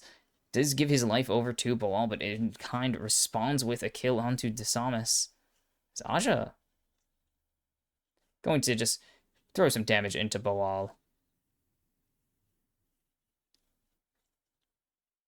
Triple tonic for Miru. Okay. I don't know if that's super common on mid lane Annie, but triple tonic is not a bad thing. I just don't think it's that great. As Aja going to continue to burn. And Aja going to land this airborne as here comes Boal. Flash away. Nice flash through the Ornhorn. So Karsa and DeSamus. Well, they don't know where DeSamus is, but they spot Karsa. And if he goes for this, there could be a punish. Betty does get the push in bot lane, though. But they could just punish Maple here. They have the flash available for DeSamus. As he shows, and Maple going to get stunned up by both members of VKS. But he's going to be able to escape. Snipe doesn't happen. Flashes through anyways. Maple just being safe. And he gets out alive. Very close, as Karsa should be able to smite this away pretty easily. But do they win the fight? Betty, nice cleanse and flash away. As Morteus going to continue the chase down now. As Karsa lands the slow. Trimby looking for the remount. And gets Woody. Gets the double stun. Woody falls to Morteus. Can they find anything else? Excuse me. Sorry. But it will not happen as Aja throws down the equalizer. But he doesn't actually know which way he's going. Boal is going to continue to survive here. And now he's so tanky. He's too tanky. Alcove Gaming indeed. And Aja now going into overheat here. And finds Boal again. This is going to be a long one. Ornn continuing to survive. And the equalizer not connecting is crucial as here comes the teleport now. Aja has no flash. He's just going to go and get this wave. And as here comes Trimby against the cannon. But that is all he's going to get as Bonk. Oh, no way. Another escape. Another great escape from these guys. And now there's no mana for Boal, so he can get chunked a little bit. But the lane swap does come through for Morteus, and Ko is instant flash out. Karsa forcing the flash out of DeSamus, but that does mean they have to give some leeway here. As they want to get this Pantheon behind. Teleport coming in here from Aja. They are overloading this top side here with the grubs available too, so they can actually grab something potentially. But that is only potentially able to grab something. We will see if that turns into actually able to grab something. PSG, I mean, VK is playing this much slower than the last game. It's just going to be Carson taking one of these Groms. Trimby? No. Push back PSG Talon and come back later on. As Desamis is level 6. Okay, good. Has not only just the Grand Star, or the PK Starfall, but he also has that armor penetration that comes with ranking up the spell. And Aja, level 8. Trimby coming up on Magnet Storm in about a level. He's quite a ways. Him and Woody quite a ways away. They've been busy elsewhere. And this should just be PSG grabbing it, as actually Grand Starfall is available. So they do need to be careful as Maple. Unspotted, Grand Starfall goes through, and there's the jump in onto the Aurora. The damage coming through from the Between Worlds. Mort falls to the electrocute. Trimby going low. He's won, but he's caught the feat of warfare, at least for his team. Aja burning with the flame spitter. It's secured again, but it's not going to be enough. Miru picks up Aja, and VKS will not take the grubs, but they take the fight to the no, I don't want to call them by the real PSG Talon. We're not calling them by the full name. That's gross. It's because Maple gets absolutely toasted. They cook him alive. And that means he's only able to grab one here. It is Trimby getting that kill, but Aja doesn't have the burn yet, so Trimby actually survives a lot longer than you would want him to. Nice ulti from Boal. It doesn't really do anything besides just tell Woody to go away and die or something. But they do at least get the 2 grubs. If you're looking on the bright side, they get that. But if you're not looking on the bright side, VKS just got some money for Miru here. We're even though. That's important. The monster slaying is close for PSG Talon. They've gotten all of the both objectives so far. Minute on Drake here. Trimby has to clear 2 wards, and he just can't do that fast enough as Rel.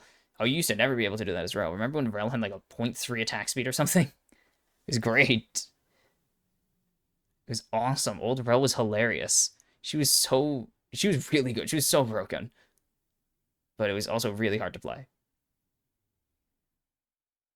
I liked it. I kind of want Old Rel back. Something like Old Rel. Maybe not the auto attacks, though. Maybe not the auto attacks, but I would love a kit like Old Rel.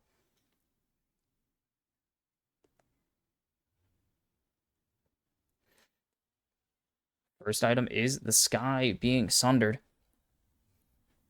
for Kaisa. For Karsa's supportal combat. Trimby going to get locked down here. There's the Magnet Storm. Still going to get the Airborne as the Solar Flare not going to connect. But Trimby falls to Betty. And the Flash Wolves trio, well, the Flash Wolves duo reconnecting. Like, I think 9 years after that team disbanded. They disbanded in like 2016 or 2017. Something super long ago. Now we gotta find out. Because it's, yeah, the Flash Wolves are iconic, of course. As Desamis is here. They're going to land the stun, but they're going to force Karsa to go in and engage. The redemption is huge, and it's going to come down to a 50-50 unless they can take him, and it's going to go in favor of Desamis. But now Boal in the middle of the pit as Aja is looking to burn Morteus. He flashes out, but that just means everyone's going to follow him out, and Betty stuck alone. But there's so much damage coming out from Aja now as the Flame Spitter is doing all the heavy lifting. PSG pull this one back. It's a double for Karsa. It's 3 in the end for him. And Aja's just gonna zone. He's just gonna continue to zone. 2019, they disbanded. Hanabi, wow, hold on. We'll get to that in a second. It's Desamis re-engaging here, and he thinks there's maybe a play. He's burning so close to falling, and he's gonna live on just 24 HP. Oof. Bold. Bold and maybe stupid. Just not a great idea. Good engage, but Betty's still alive. Karsa not going to land this smite, though. It's just really hard to outsmite Q smite from Pantheon is not even the upgraded one. But then look at this work. Bawal is stuck. And then Aja able to re-engage because he's still in the pit, actually. So he's able to flash onto Morteus as on the backside of the fight. Miru thought maybe he could do it, but he can't, as Karsa's way out of position here, and they need to be careful as he's just going to jump in with the Cataclysm. The Solar Flare is huge as Woody goes in to save his jungler here. Karsa solo. Trimby, just before he gets over the wall, or just after he gets over the wall, they're going to force the teleport out of the Annie, though. Oof. Kramer? What? Dude, sorry. I'm reading up on the Flash rules, and it's crazy. Like, it's crazy what this lineup had at times. This is, yeah, PSG are willing to fight. 7-4 lead, 2,500 gold ahead. As, ooh, Miru. Nope, not gonna happen. So where are we in the gold diff right now? Maple finishes his first item. Miru not quite done yet. Leandri's finished on both AP champions, though. Betty has the Yomus. And we mentioned Karsa already with the damage coming out from Miru with the Sundered Sky. But it's Rooker and Sundered Sky, and then Triforce on the other side. We're just waiting on Miru's first item. Dude, Miru, like, what? Kramer was on this team. Betty eventually became a part of the team, obviously.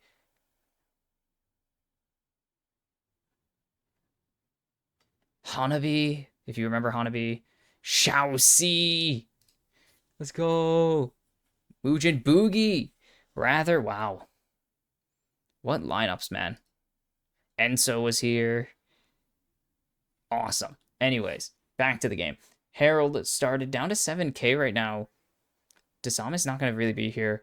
I don't think there's an angle for VKS to even contest this. You see Dasamas all the way off in the bot side. He doesn't really give a damn about this. And they're just going to let the Heralds go. They have to, really.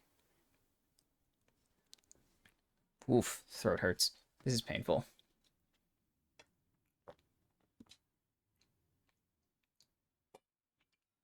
Distractions are distractions, I'm sorry. So it's going to come down to first turret here for the feats of strength, as I always harp on it. Feats of strength. The thing I talk about probably the most. As this is... Okay, so it is Maligma. As... Oh, here comes the Grand Starfall. Maple, flash, but it's too little, too late. There's the Magnet Storm, and there goes Dasamas with the kill. And they're going to continue to get Miru some advantage here. Karsa should be able to answer this wave. If Miru wants to go for this, he has flash, or if Karsa wants to go for this, Miru has flash. He has to be aware of that. And yeah, there's just not enough. He's just going to get the wave. As we're looking across the map, it is the mid laners being topside right now, and the top laners in the bot lane. So everything's swapped. As PSG are losing in the turret war right now. Karsa is a pie. So there's that. As coming up on 17 minutes, 20 seconds on this dragon. It will be the decider of who's going to get advantage here. But we could just keep trading them. So it doesn't really matter, actually. It won't matter until someone gets 2 ahead or finishes the thing. So we're going to be here for a bit. Boal gives the thumbs up. The good old Teemo effort. As Moore does have the level advantage right now. Betty going to land some nice damage onto Morteus. No one coming up on 2 items yet. The gold is just lower in this one. It's been mostly farm, no kills. Let's see. We're coming up on... Ooh, nice dodge there. But we're going to be looking towards this Muramana as already Karsa has started this dragon. And they're just going to start getting vision control on top of it. As Miru has teleport. So does Aja. So they both can come down here to join. But Miru's already on his way. And PSG don't really have anything. They have no real vision control at the moment. They don't want to just hand over a fight win to the Keyd Stars because it could just flip. It's not even a 2k gold lead anymore. It's only 17, 1800 gold. Okay, they just caught the wave, so it is back to 2k, but it's like, is a fluctuating, like, 400 gold lead. So you don't really want to hand over a fight win that will completely flip that into the enemy's favor. It's teleport coming out from Woody. So they've mostly cleared out vision, but they just have not been able to clear out this one on the Drake. So they know Desamis. They might just call for Aja here. As there it is. They're just going to call for the play on Aja. They say, screw the Drake. It's not even a Drake lead.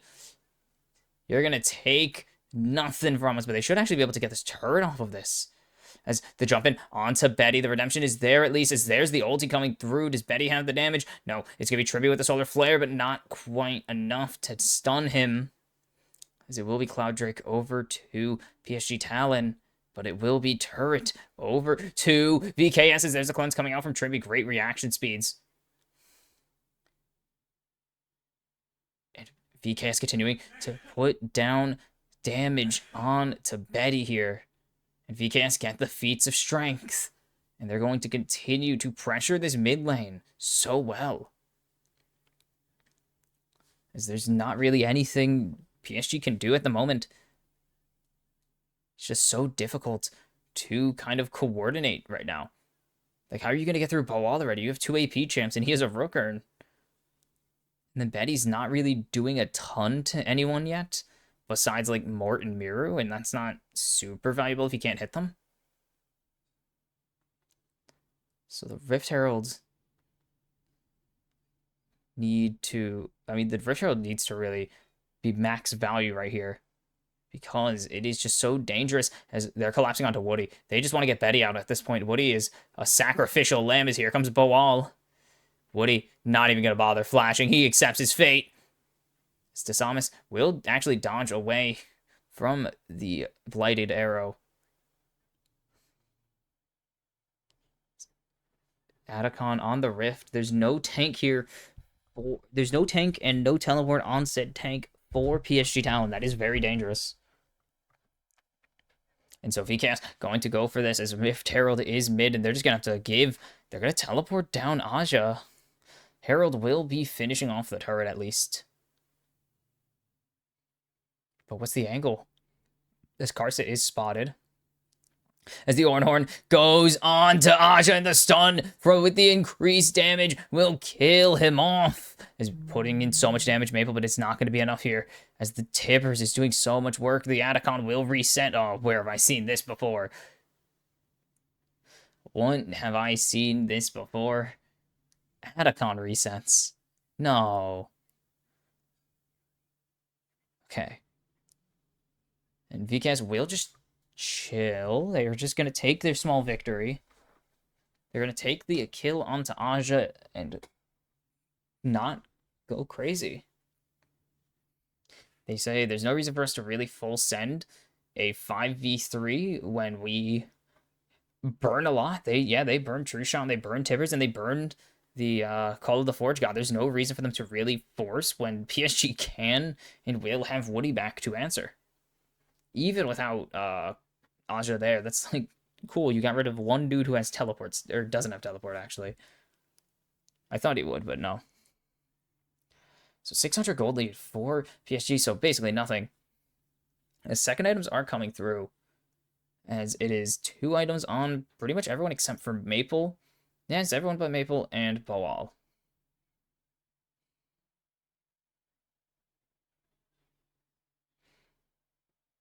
The issue is the lethality virus into 2 tanks. That's just not a great combo. You're in just a really bad spot. I didn't take those out of the bag. I'll take those out after. Whatever, I don't care.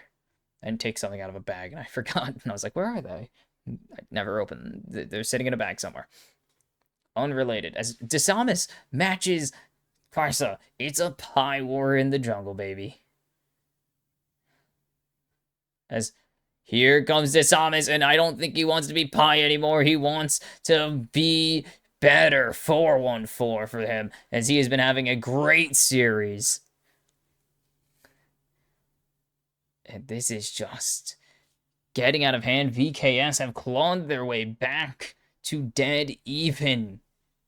It's Trimby, unspotted, but there is the Demacian Standard. And the Demacian Standard right now is on the floor. 1 in 8 May, or 1 in 9 May, I remind you, in 10 games so far in this tournament.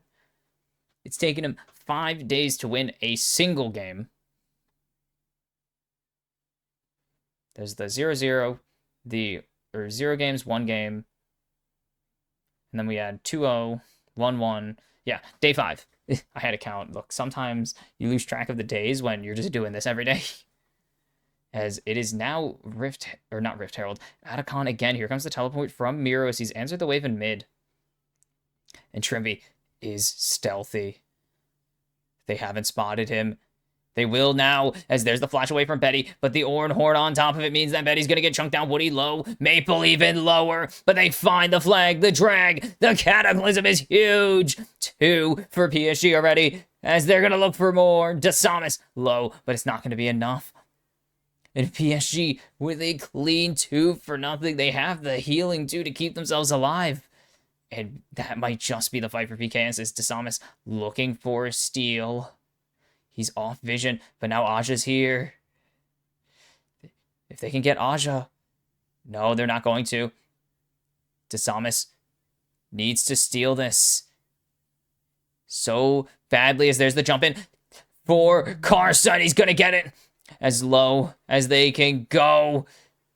Trimby not going to be able to steal it, and Morteus is going to be the sole survivor of this one. It's it's a what, 4-5 for nothing in favor of PSG Talon.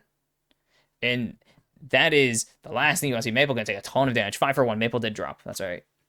No way, he lived. How the hell did he live? That's crazy. It's 3-1-9 for Carson now. 4-0-4 for Betty as things are finally looking up for this team. They play well against the 2 teams that they had no chance in hell of beating, and they're finally going to potentially take a game here. As so clean. Betty survives for so long here. And then just the follow-up. Karsa finds everyone. Tibbers, Maple putting in God's work right there. And then VKS trying to just claw this one back. They did so well getting into this game, evening out the gold. But it's just not enough.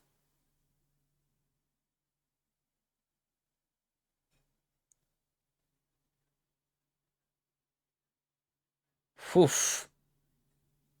Things got real close there. 6 all-timing kills, but we'll get to that in a second as the damage is coming through. Aja doing so much of it. VKS doing none as Desamis has nothing left. But well, will they find Maple? They will. Can they lock him down? They will as well. Morteus as Desamis jukes through the Cataclysm, but it's not going to be enough damage coming through just yet. As Mort can jump this wall, but he's not going to. He's going to play with Restrainer. He didn't have the option to. Barely coming out on top there. A game of inches from PSG Talon. And you saw it there, 624 kills. Now 625 kills for one Mr. Maple as he is 6th all-time in international kills. Let's look at the damage coming through from VKS, but it's just not enough. Yep, there it is, number 625. So he's 2 ahead of him now. And boom, they get him. And then Desamis buffers through the Cataclysm. Like, through the Cataclysm, gets the damage now, but just doesn't kill him in time. And this is getting a bit excessive. These 2 teams are going really nuts as jumping onto Woody, and that's just not who you want to be hitting. Oh, wait. Jumping in. Grand Starfall, they want to get on to Hunter Betty so badly, but it's so difficult. He has so much protection here. And he has the spell shield on top of it. His cars are going to steal away this camp. 14 takedowns now. 5-0-5 for Betty. He is cruising in this game. And things have fallen apart in game 2 for VKS. Things are going to have to get... Things are probably going to get a lot worse before they get a lot better right now in this game. Because they're going to have to sit back and let PSG farm for just a little bit. As this is more of game 1, pretty much. If you liked game 1 and constantly being team fights that were slightly this is more of the same, except it's way more even. Okay, it's not really anymore. It was even for a little stretch, but now it's back to being pretty uneven, which sucks because why are we even here? it was pretty even for a while, and now PSG slowly pulling away. They have a 4K gold lead. 2 items finally on Maple. He's been done with us for a little. Karsa has the revive, which is really a big deal. Edge of Night for Betty was finished recently. I think 2 fights or before last fight. Is there's the cancel onto Trimby. As the ultimate spear is in Mortea's pocket. Can he do something with it? As Desamis has the ultimate spear upgrade. And here comes the upgrade for Morteas. It's going to be that Muramana. Muramana upgrade. Okay. Ow. And this is... so... it's still close. 5,000 gold lead. It's one team fight. It's one team fight because Baron's on the map. If either team can win the Baron fight, if PSG wins the Baron fight, the game is over pretty much. If VKans win the Baron fight, they can turn hard here. As Morte is just gonna check the Baron. No one's there. This is Boal just running away. He's going to try and run, but there's just too much damage. Karsa on a rampage. He died once, of course, first blood, and he hasn't died since, as Desamis gets the root, as there's the jump in onto Miru, and he's in the hot box, and he's gonna fall. And it's too much damage coming through from the side of PSG once again. Karsa's not tanky, he just has GA, and a lot of damage. And Drake in 4 seconds. PSG looking for the soul here. If they can get this, this will be a second 3-game series, most likely. As the damage comes through from the True Shot Barrage, and it's not even close. This is getting dicey for the Keyd Stars. For, I think the Gladiator, do we call them that? I don't know. They have a sick logo, but whatever. It is the beginning of the end, it seems, in this game, because PSG... Cloud Soul allowing the Jarvan to run, allowing Maple to run as fast as possible. With Baron on the Rift, it is, again, now it is a bit more than one fight for VKS to come back because they need to do so much. But it is one fight win to end this game for PSG as they are a collective 16 across the board except for Woody, who actually has rank 2 ulti, which is cool. But this is it. This is the force. If PSG find this fight, they win the game and send it to one final decider for Maple's career, as that's the engage coming through. So much damage coming out from Karsa right now, but he's finally going to go into the GA, but the equalizer is huge from Aja, as there's the engage from Boal, and the crash down. The Magnet Storm is not enough. They don't even need the Baron. VKS fall in the final fight. And PSG will be able... actually, they will get the Baron. They don't have enough push yet. As Maple feeling himself. Not going to happen. They get the Baron. This is going to be a 8,500 to 9,000 gold lead soon enough. And slowly but surely, they don't have any actual AD. But slowly but surely, this is going to be a Baron. They can't really afford to stall it any longer. There it is. 8.5k. I didn't know if they were going to be able to grab other stuff. They have really slow Baron take. Mirror with a nice double stun. But that's all they're going to really be able to do. Is Trimby on the wraparound here is pretty cool. There's nothing here. They get the Jarvan, but there's so much damage coming through from Aja. And... good Hail Mary, but there's nothing left to throw for VK. There's no damage left to throw in there. As they're just trying anything more, throwing what he has in this into the pile, but it's not enough.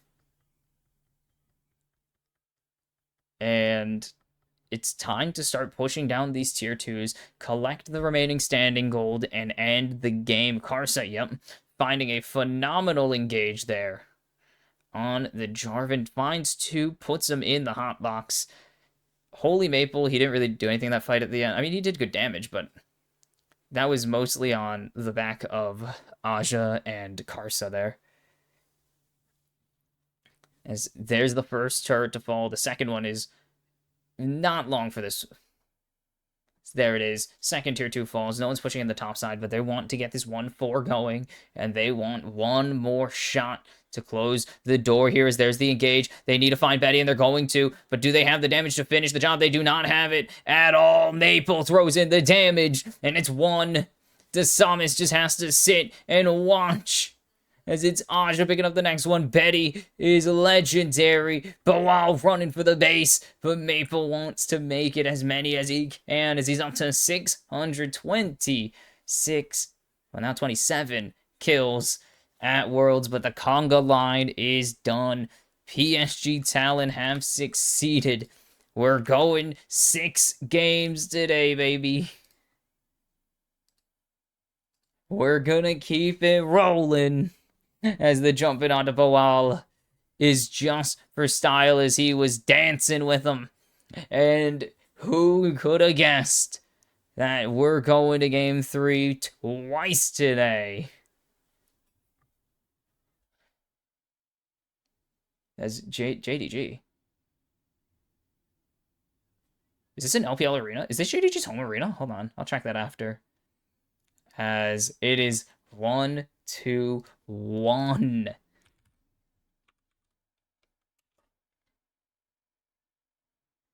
As, ooh, this is crazy.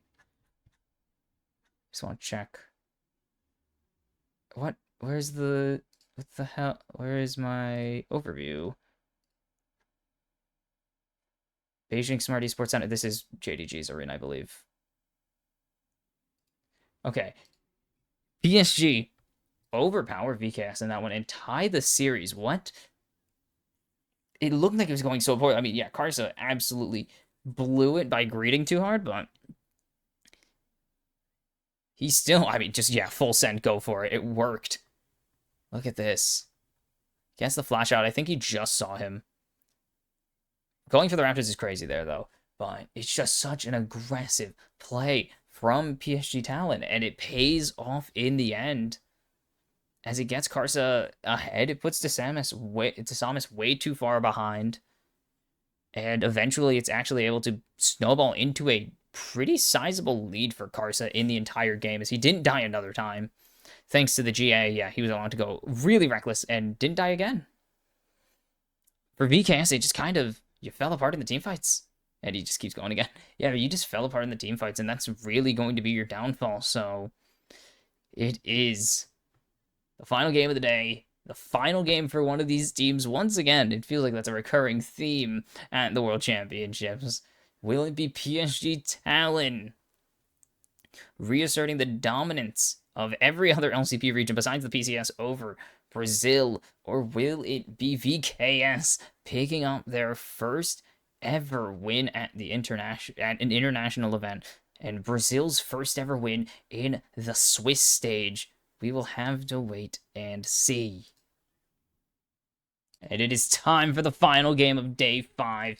PSG even the series at 1 as they fought with their backs against the wall, and it is do or die for both these teams. Win or go home. You're in or you're out kind of vibe in this one, as VKS rolled game 1 in the end.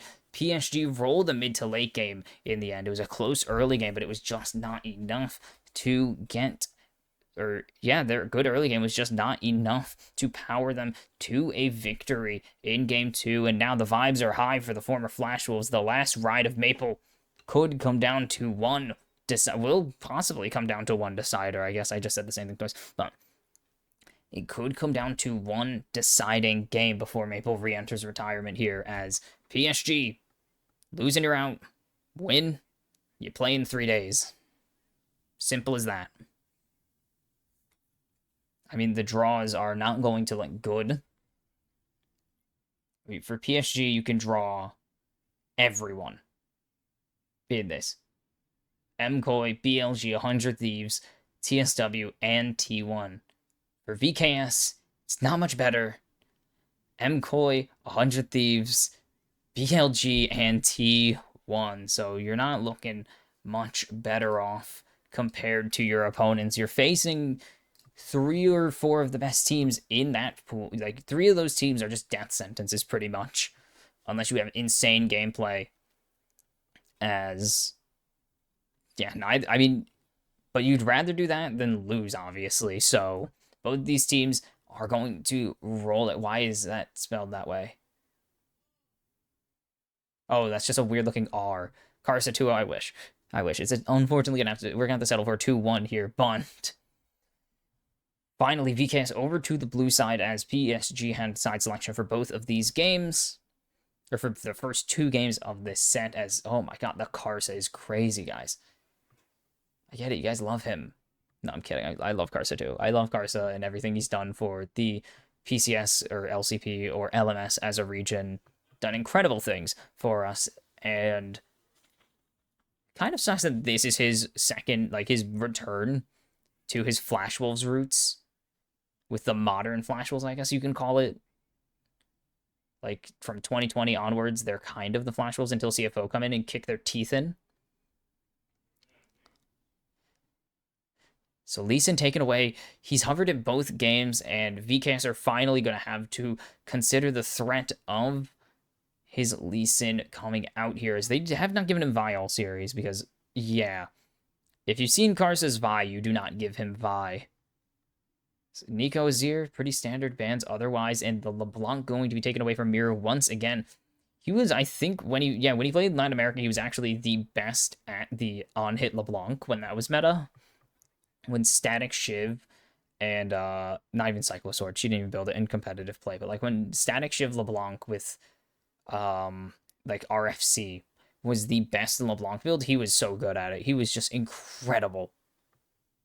And he's still good at regular. As Yunara's actually taken here by Morteus, as because they had to pivot to this Azir ban, Mort's going to get Yunara, a champion that a lot of people seem to believe in. She's been okay. She's been a pretty up and down champion, but she's so good if you can get her the resources needed to get her, like, to get your team in a strong position to win. It's always worth it. As in response, because they actually did ban away the Lee Sin, Maple going to, or I guess because they banned the Azir and then VKS banned the Lee Sin. Both of these champs are on the table. Maple going to the only skin that the LMS has ever won, TPA's Orianna, way back when, from by Toys, a player who, before retiring, literally called him the best player in the LMS. So, well, during his time playing, complimented him as the best player in the LMS. So, yeah, this is great. Oh, and we've lost Karsa's pick. But yeah, like, Maple picking Orianna for his potentially final career game is fitting. Well, we'll see, because based on what VKS lock in, I can assume that it's the matchup to that. Oh, shoot. Nocturne for Desamis. And this could be Miru on the Akali. Like, these are the things he play. Okay, it's the Nefiri for Karsa. Okay. If you know anything about the champs that Miru plays, Akali, plays a lot of Akali, plays occasional LeBlanc. I think he plays a lot of Victor as well. I feel like he plays a lot of Victor. He played a good amount of Twisted Fate when on-hit Twisted Fate was also meta. Maybe I'm just affected because he had to play the really bad on-hit mage meta that stunk and everyone hated. But it's going to probably be the Cassante for Aja here, as it's still available.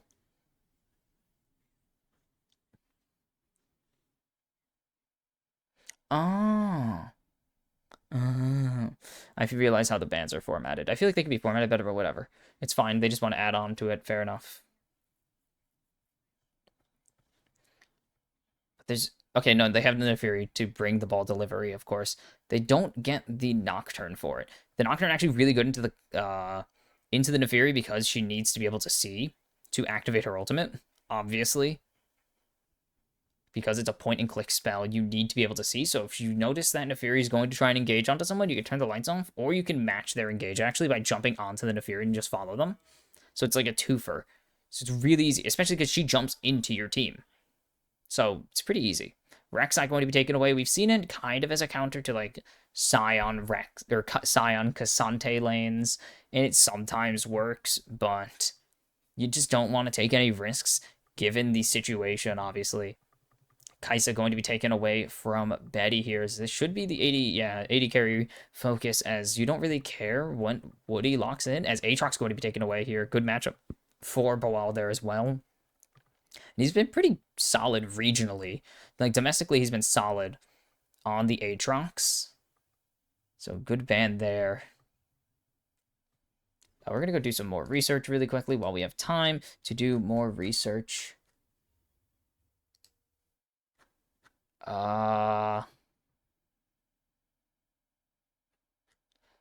It's going to be the Lucian taken away, so they're not going to get rid of an what do you call it? A support. They're just going to settle for getting rid of 2 of Betty's picks, and they're going to just hammer the Braum here. So there you go, Braum.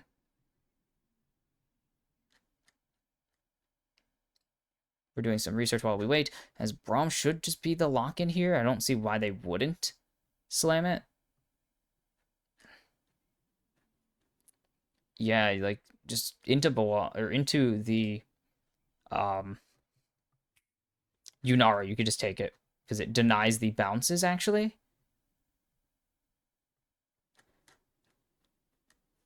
And so, a lot of good angles here, actually. Wow. Okay, so I was wondering what the last Brazilian win at the World Championships game win was, as Trimby going to be on the Poppy. The last game win for a Brazilian organization at the World Championships, 2016, when INTZ got a dubski in a throwaway game. Actually, I don't think it was a throwaway game. They cost the team the group, right? It was against HQ. Oh no, they beat EDG on the first day. It didn't end up costing them the group. It did end up costing them first, though, as they did upset, of course, the prior year's MSI champions, as Trimby should be just taking the Bard here. So this is actually going to be Boal on the Poppy. Okay. Good pick into the Cassante, of course, very famous. That only the initial part is unstoppable. The dash is not. So you can actually cancel the push. As engage angles, Kali, Poppy, and Nocturne, this should be a pretty easy an easy Xayah pick, because there's just no reason not to, and Betty will be on the Xayah. The bird is the decision here for... This is the last draft. This is it. After this, every team in the tournament will have a win, or every remaining team will have a win here. But for one of these 2 teams, it's over. End of the line. Other pun about League of Legends, because I can't think of any other abilities like Graves' ultimate. Or Q. I hate that his Q is not called... Like, his ulti is not called End of the Line. Like, it's such a fitting name for it, but also I get the Q. I get it, but shush. If Maple Karsa connects like it has... Like... If Maple Karsa connects like it did in 2015 and 2016, then I think... PSG have this. But I'm not a giant fan of Xayah Braum in this case. It's really going to come down to whether Betty and Woody have it, and I don't trust Aja still. Aja has been rough. He had a good game on Rumble, but really pretty much besides his Rumble and occasional like Cassante games, he's been bad. This is a Cassante game, so he might not be bad, but like he's not always great at Cassante. I don't know. The thing is, this is a hyper-aggressive comp for VKS. If they win early, they win the game. Nocturne, Yunara, Akali, such good champions at taking advantage of early leads and keeping your opponent nice and squishy. So this is it. Like, this is it. Win or go home. As these 2 are going to leave it out there on the Rift.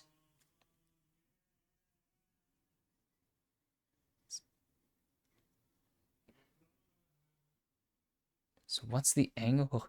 The aggressive positioning is not really here this game. Is Mirror going to go and get his ward? Is actually Woody and Trimby going to get, or Woody and Betty going to get a little dicey here. So are they going to swap out? That's the question. Are they going to swap out of this lane? Because they could completely, and it would make sense. No. They're going to take the 2v2 lane instead of going up to the top side.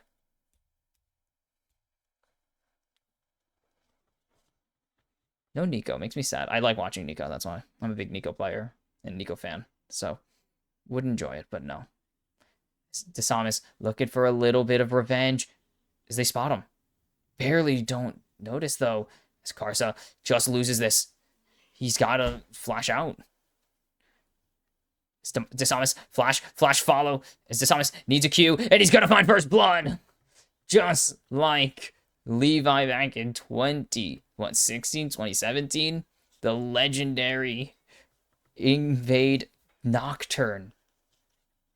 And DeSamis goes. Ooh. Stealing away the camps. But not taking the red. Okay. That's strategy. That's tech. Is Trimby going to get aggressive now? Onto Betty. Doesn't throw the Q there. I don't know if he had it or not. I assume he didn't. As Maple answering Miro here. Not going to go for the TPA. I would have respected the TPA pick, but it's fine. Heartseeker is also okay. And Maple puts the boots to S, as we've seen plenty of this match. We've seen this matchup like 2 or 3 times already this tournament, and we know exactly how it plays out. Like this, miserably. Early game misery. And barely visible. Look at this. You can see the jungle pet for that long. And you just see the jungle pet.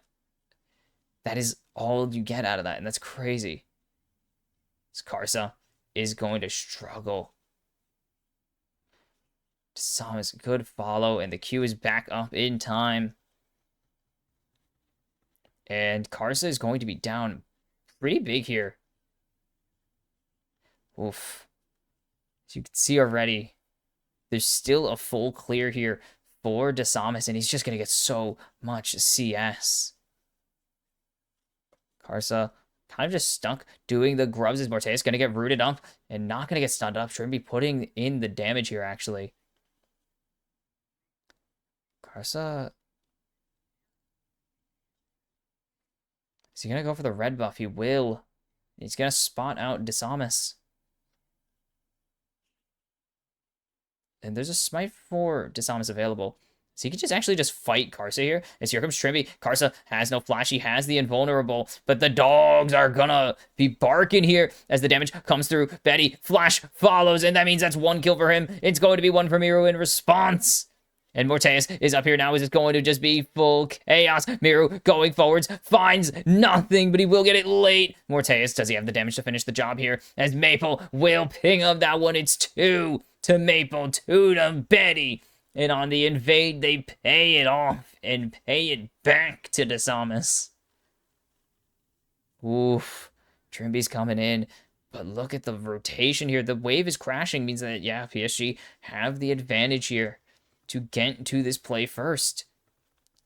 And now, crucial damage missing. Miro with a huge flash Q. But he goes back. Misses the auto, I believe, by us. It just misses 1 auto. And then Maple has the damage, and there's the payoff. And Woody just standing there blocking the damage from Morteus. And that is not what you want to see here.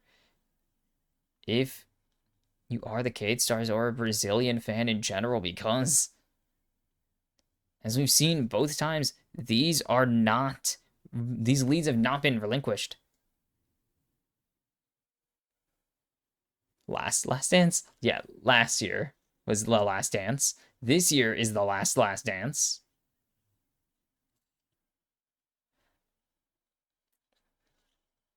As it is. This is it. Oh, nice damage, but yeah. Maple, the last dance last year in his 12th season. The last dance, actually, as he was called back into action. He tried to leave, but they keep calling him in for one last job. Just like 100 Thieves this year. They kept trying to leave. They were trying to leave, and then they got called in one final time. Like 3 more times, 4 more times. And now they've been called into one last job again as they've won at Worlds. As what are you going forwards here? As Karsa going to lay in the damage here, and they kind of succeed with their play. They get the heal out of Trimby.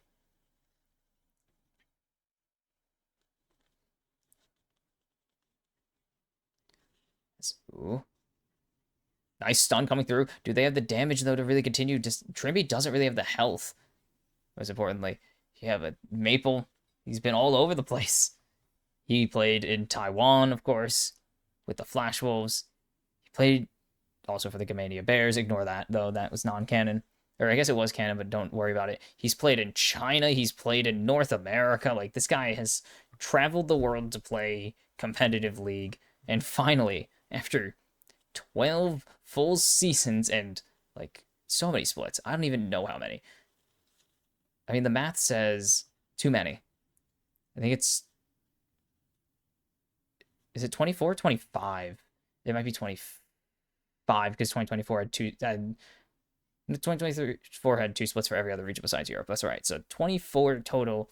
Would have been 27, but he missed 3 because he was retired for 2 of them. Roa is started here or not started, but he is beginning to get the Roa. He has a slight gold advantage there. Woody's just here to push this wave out, and Trimby now here to respond. Is Maple going to take his reset here? Woody slowly going up. As stun connects, who cares? Grubs in 7 seconds. Drake is also on the Rift, of course, so no one's picked it up yet. Betty has ulti, though. I don't know if they could find an angle to really use it, but they have it. Trimby will be spotted. Has the Tempered Fate as well. They have the ability to turn the lights off. They have the Tempered Fate. Mortez isn't here, but he has the ulti now. Skarsa also has ult, and just everyone's online here. Except for Woody, most importantly. As PSG have started these grubs. They get 1. But where's the rest? Stun not going to connect. They're trying to zone Miro off. As there's the Tempered Fate onto Betty. Have they found an engage here? They're going to jump in onto him, as that's going to be the grubs going over as the lights go out. And there's the jumping onto Betty, but there's the feather pull through coming through. And Desamas falls 3 kills now for Maple as Miro gets out with his life, but while trying to do anything he can, but he's not going to be able to do anything besides flash away. And PSG get the 1-0. They get 2 grubs, and they are on the verge of... I mean, they have the game control. But, oh, no. Trimby gonna disengage. Miru unspotted, but he's so low with no mana or energy. And this is kind of the thing. They needed to get ahead here. As Karsa gets the first. And then Betty is so aggressively positioned here. Look where Woody is zoning. They get the ulti, and then Marmis. And then it's not enough. Miru with an incredible Feather Storm to get away. Karsa gets out, and then perfect Feather pull through. As Betty shields just in case of emergency as well. And then they're trying to do as much as they can, but it's not going to be enough. They don't get Carson, they don't get Betty, and they were both so low. PSG 1k ahead now. 1k ahead. They have the split pushing power with the grubs. Betty already has his first item finished. Row is done for Maple in 10 minutes. This is getting ugly. As they are on a soft timer now before this Orianna starts doing starts being a big issue.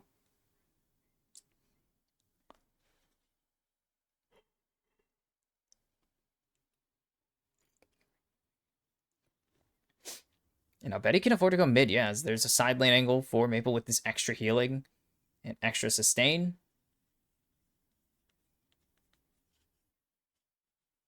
And the only gold lead is Desamas, who had that early CS advantage.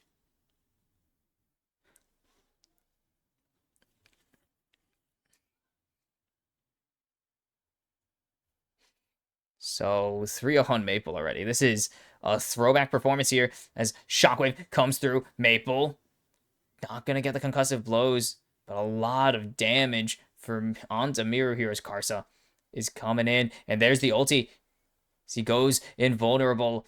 As Trimby getting nothing, and that's going to be caught onto Maple here. They might actually have found their fight as Morteus wrapping around. Here comes the darkness. All 5 members of VKS into the top lane. Betty trying to go crazy. Here's Aja's here as well, but it's an ejection for Betty. But Miru goes down to Aja. It's a 3-4-2, or 1-for-2 right now. It's Karsa over the wall. Do PSG get out, or do VKS want to keep this going? They can't keep it going. And there's nothing for them to really do. It's a 2-for-1, though, and they get some gold in their pocket. As sick Portal Trimby.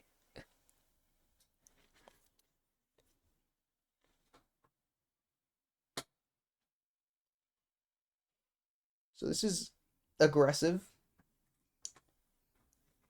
And this is mostly fine. But then they don't flash the everything that happens there. And this means Maple is going to drop like a rock. He's stunned by Trimby. Gorgeous stun. He has the paranoia on him. And then Betty has to try and flash in, save the day, gets ejected. And then Aja gets 1 at least. And that ejection from Trimby is so good. And it's why Poppy is so deadly. She's so strong at ejecting people from fights. It's Woody getting it. And we're dead even in gold. I wouldn't have it any other way. I mean, I guess technically from a fan standpoint, yes, but no other way to have it if you want to see good League of Legends. As there's the Featherstorm coming out, and they position properly so that Betty can't pull back and trap them. As 4 members of PSG are here, and Trimby goes down, but can Morteus answer this? Actually, is Miru, he's here as well. Karsa doesn't have the damage. Miru picking up that one, and what an answer. If Karsa doesn't do that, maybe they get the 1-for-0, but it is not. They probably get someone there no matter what happens, most likely. As it will be a plating for Boal, as he's chill. Top laners are chilling, as do you do.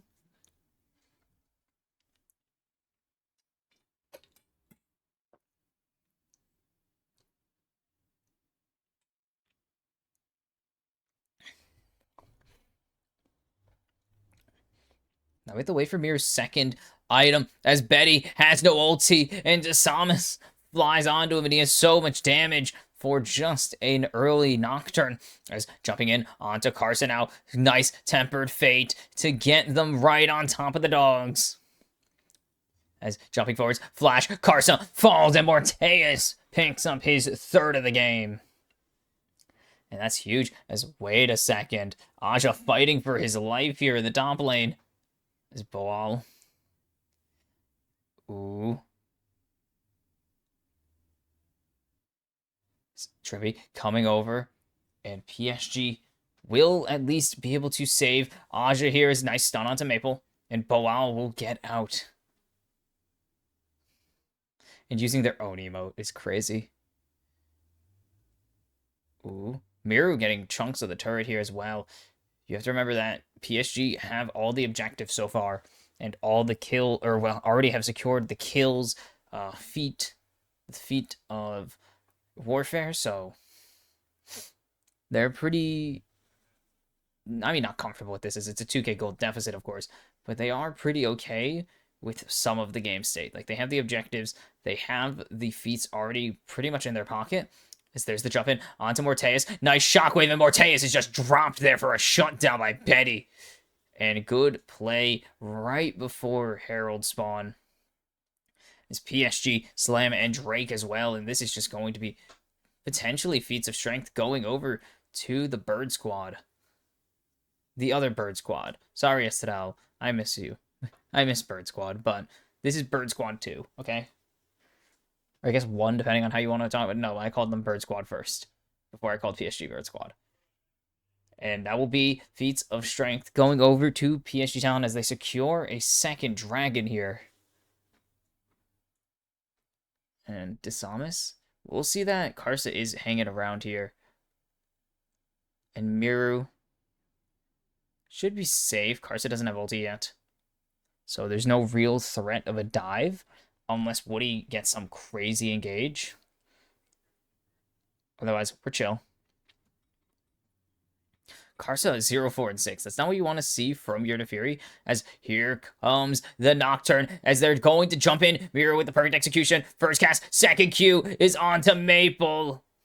And that means that there's so little damage coming through. It's just Karsa and Woody.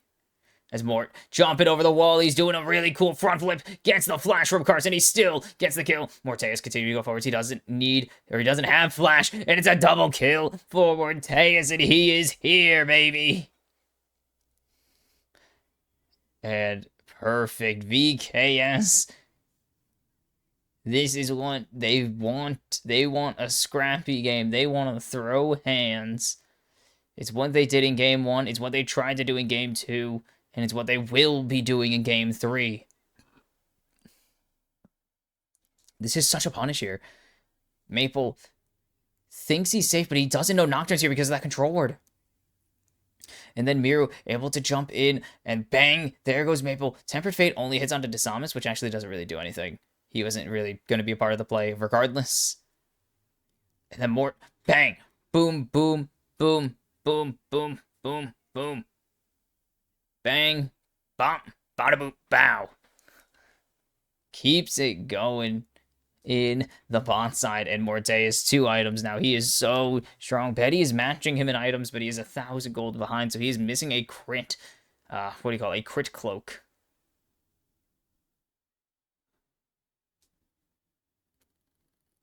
And the lead, 3,500.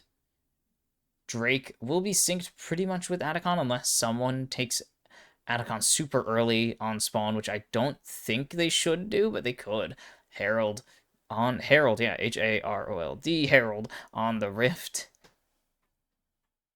And it's just gonna be free. This game is a bang. This series has been something. Like, this series has been crazy. As jumping in on to Karsa, do they think they have it? As there's the chunk. Here comes from downtown. Desamus finds one for his team, and he'll get the other for his ADC. As Betty is safe under his turret right now, but this is huge for VKS. Look at the gold lead, 4,500. Look at it change when they grab this Rift Herald. This Morteus is going to wipe this thing. You're not ready for the damage he's about to output. Bang, bong, bong. This champ is crazy. And this is the situations that you want this champ to be in. Like, when she gets ahead, she is so unbeatably good.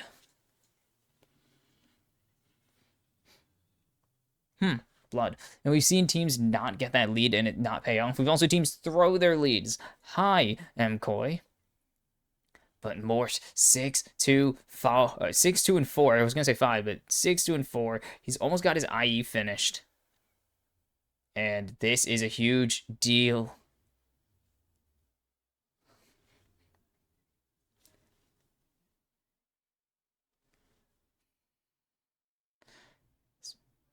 Aja kind of can't do anything here. He really just has Frozen Fist, and he just loses to the Poppy. As Trimby, is he going to get chased here is the question. I don't think Maple has the resources to, as Miru coming up from the bot lane here. As Woody just showing and resetting here. And now Morteus going to tear down this tier 1. As that's not first turret, second turret. As we are on Atacon spawn, 20 seconds away from Dragon spawn. So these are pretty close to, or well, these are going to actually be synced up as no one takes them. But the question is, does anyone want to? The hell? As nothing. It's Miru going to keep pushing out this side lane as they can answer pretty much any play here as Boal has teleport. But they're not going to get anything out of this. They're just going to continue poking. As Mort just is answering waves right now. Is that T1? Is that T1 Ori? I can't actually tell. I've never looked at it. I guess it is. Miru checked blindly as there's the jump in onto Betty, and of course Featherstorm in response. Rift Herald's going down now. As the redemption is huge. Do they have the damage? Tempered Fate finds Woody. The ejection on a 2. And that means that this is time for PSG to keep going in and falling way back on the drift for Miru. Aja, low, Shockwave, only finds Boal, and that's not really who you care to hit. Betty trying to throw him with the damage, but it's not gonna happen. Miru on a rampage. Oh, no. And here comes the Herald. And this could be it. Stun connects, but they're going on to Betty, and it's going to be Miru picking up another one. He is killing it. Just so clean as here comes Bang. Well, not Bang, obviously. He's retired, but here comes the Rift Herald. Here comes Shelly, and finally, VK's going to get a Drake. It didn't really matter, but they're going to get a Dragon anyways. And they stretch the gold lead to 8,000. They can't. There's no catch there. Teleport from Aja for no reason. And this begins.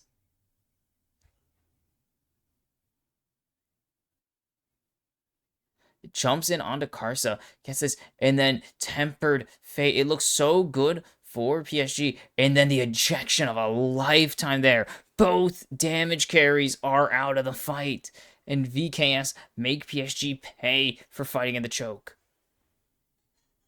And they can't believe it. They're like, oh my god, are we going to do this? And they're just silent. Yeah, your heart is racing if you are a BR fan, if you're a CBO fan, if you are a VKS fan. You are just, your heart is beating out your chest because you realize how close this is to being like a reality. 7,000 gold in the lead.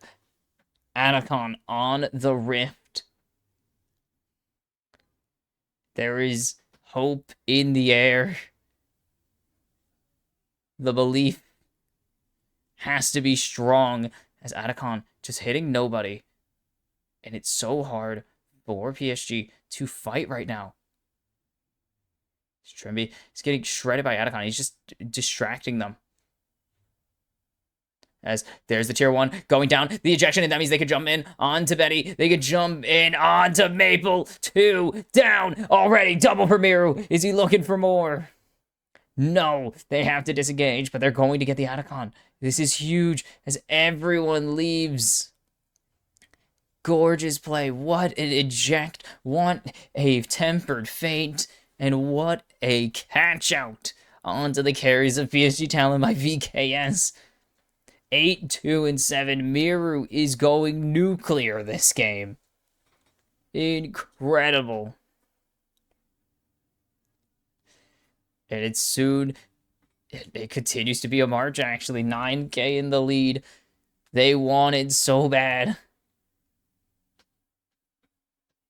VKS, everyone doubted them. They had struggles getting through the airport. The airport wasn't a Brazilian league fan. And then they got into Miru's too good. Then they fight CFO. They aren't fans. They fight FlyQuest. They remain not fans. And it's so close. PSG Talon tie the series to push them to match point. They're not fans either, but VKS are making you believe, surely there is a dream. This is everything. The best jungler Taiwan's ever produced is being stifled. Karsa, negative KDA, no kills, Tempered Fate hits no one. And they're finding nothing with this. With Karsa on the Defeater, they're going to get this big red buff for everybody. And trying to go forwards, but Boal just is way too tanky. He's just going to jump over the wall here. And VKS are just tempting. They are banging PSG. Engage. Please go into us. See what happens. And everything has gone wrong for PSG. They grabbed the momentum back with game 2. This was supposed to be the year that they regained their form internationally. They brought in Fofo after Maple retired. They went to MSI. This was meant to be it. But it is getting slowly but surely less likely. It feels like the gloves are being tightened around their... Or they didn't go. They lost to GAM. I forgot about that. GAM went to the International. Or, well, to MSI. Well, the International. They went winless after Maple came back. They barely survive. Like, they barely survive the elimination. They beat the 2 worst teams in the region to go to Worlds. Or 3 worst teams in the region to go to Worlds. What the hell are you supposed to do? As there is the steal coming through from... Or, well, the clear, I guess, not a steal. From Dishonest, as Aja getting chunked here, but Morteus is not that strong. He's strong, but not that strong. As there's so much damage available for Betty, but he just has no one to stand behind as he fires it while going to get rooted up. And there's the jump in onto Maple.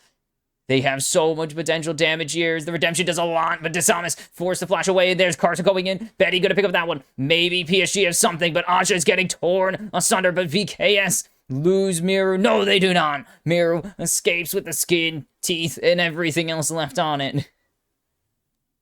Betty can't chase this, and unless Miru goes for some crazy engage, they're not going to get it. Karsa doesn't have the ulti reset. Trimby going to go invulnerable, but Karsa is going to get slowed by Trimby. Trimby trying to go for the escape here as Morteus has dragged them in, or they've dragged him into Morteus. The flash for flash as the Poppycopter charging up. They want to get rid of someone, but they don't even need to. Karsa solo, Miru engaging. He has the ulti. Perfect execution indeed. Miru is gonna take the kills lead in the tournament. As one more. Aja trying to do what he can. Maple has nothing left to give. So VKS can't capitalize on it. But here comes Desamis. Maybe they keep this going as Boal has so much CC, so much health. But finally this fight's over. Finally this fight's over. 3-4-3. And this is huge. PSG pull it back, though. You have to remember that VKS won a fight on the back of this, though. Or wait, no, PSG already won a fight on this. So it was 1-0. And then they pull so deep there. They pulled Karsa way too deep as Betty forced to go. And because of that, Mir just says, I'm just going to get Karsa here. Gets 2 more. Great shockwave from Maple. And then damage is coming out here. And it's huge to pull this one back. And VKS are not thrilled about that one. 10 kills. We could tie the kill lead. We could have a 3-way tie for the kills lead, as Miru was going to get it last game, but he just didn't. Doesn't steal the blue, but Drake is here. 9,000 gold right now in favor of VKS as they want it all. They get the vision clear, and they're going to get the second Drake, so we're not going to see a Drake soul this game unless this goes 50 minutes. Like, this has to go, well, it's not to go 40 minutes, but it's unlikely that it's going to even go to 40 minutes. Boal level 17, 3 items. Desamis is building towards that GA. Miru, 3 items. Morteus on 4. He's got 1 more crit item to go. As the jump in, Karsa just going to not get anything. It's a jump away. This is a 3-item Orianna. This is so dangerous still. 4 items coming up for Betty. He's about to get his IE. There's a chance for PSG Talon. We've seen them get some fight wins, but it is dire, dire straits. 9,000 still. Baron on the Rift as well. A lost fight means a lost Worlds run, and it means the official, hopefully, retirement of Maple. Because, honestly, let the dude rest. Dude's played he's played for 13 seasons. 12 years playing this game. Let him retire, man. He's one of, like, the 4 longest... what do you call it? Like, one of the 4 oldest pro players, or longest, playing pro players. Let the man retire, but they want to go out on a bang if they can. But Bawal's just going to split push here. As Aja has to answer. Big hit on the turret as well. Holy cow, the buckler does a lot of damage. The upgraded boots for Woody now. As the start of probably actually going to sit on the 75% crit. He's probably going to go for a steal. Right? He's going to go for Steel Sigil. Or well, he can't go for Steel Sigil. But he's going to go for the... You should go for GA here. Just the correct play. You don't need 100% crit. You're Nunara. Mirror going for the death cap here. Finally to Samus on GA. Jock shows for Aja. Trimby getting half health here. Ooh. And Baron begins. Bawal has teleport here, and he's going to come in. They know where Aja's coming from. And Baron slowly getting torn down. It's such a high level. This is a very high level first Baron. As where's the Poppycopter going? Bawal playing bodyguard right now. As Aja trying to jump in. They found Karsa. Stun not going to connect, though. Baron, 6k. They're going to let it live. It's Karsa going to jump onto it now. Have PSG made a mistake turning onto the Baron, though? Is Aja going to get tagged here? And PSG slowly playing it. I've criticized them for playing slow before, but this is the correct angle. Karsa forced to go in here, or forced to go invulnerable. Can anyone find an angle? No one wants to be the one to screw it up. This is a dangerous game. We're getting late enough that the gold doesn't matter. If they lose this fight, PSG are taking half of their base. They're going to get all the way up to the inhib at least. The death timers are so long. As the jump in onto Karsa, he's going to go invulnerable. Samus is staying alive, and they found the jungler. Karsa is down. Betty forced to go into the Feather Storm. As they're going to keep Betty alive. Miru so low. Aja trying to go as deep as he can, but he can't do anything. And he's just going to have to disengage. As there's the Glacial Fissure to disengage further. But it's not enough. The all-out is on to Bawal. And Aja's just trying to run for his life, but he's not going to get it. He's going to actually get a nice, nice flash force out of Bawal. Is it enough? They found Betty, but is it going to be the damage coming through? The stun connects to Samus, trying to jump in there into everybody, but he's going to get it. Bawal won. It's going to be one in response for Maple, but I think it's too late. It's all over. Morteus, triple kill, secures the game. And for the first time in 9 long years, Brazil have won a game at Worlds. Their first main event in 9 years. They get their first win in 9 years. Karsa goes in, but it does not matter. PSG Talon will fall. Maple retires. And VKS are going home heroes at the least.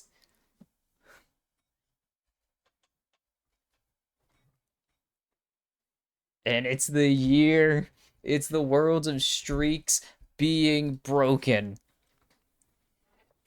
For the first time in 7 years, the LCP toppled Faker and SKT.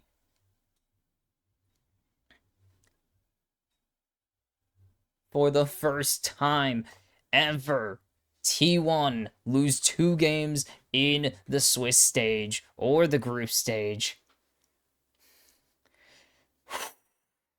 And for the first time in 9 years, Brazil win at Worlds.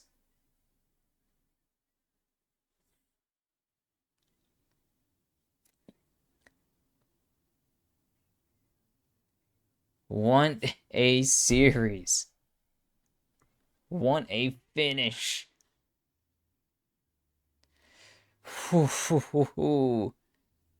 As a fan of both regions, this was insanity. And you can see the smiles kind of on the face, but it's tough. For the last time, most importantly, Maple knocked out of Worlds.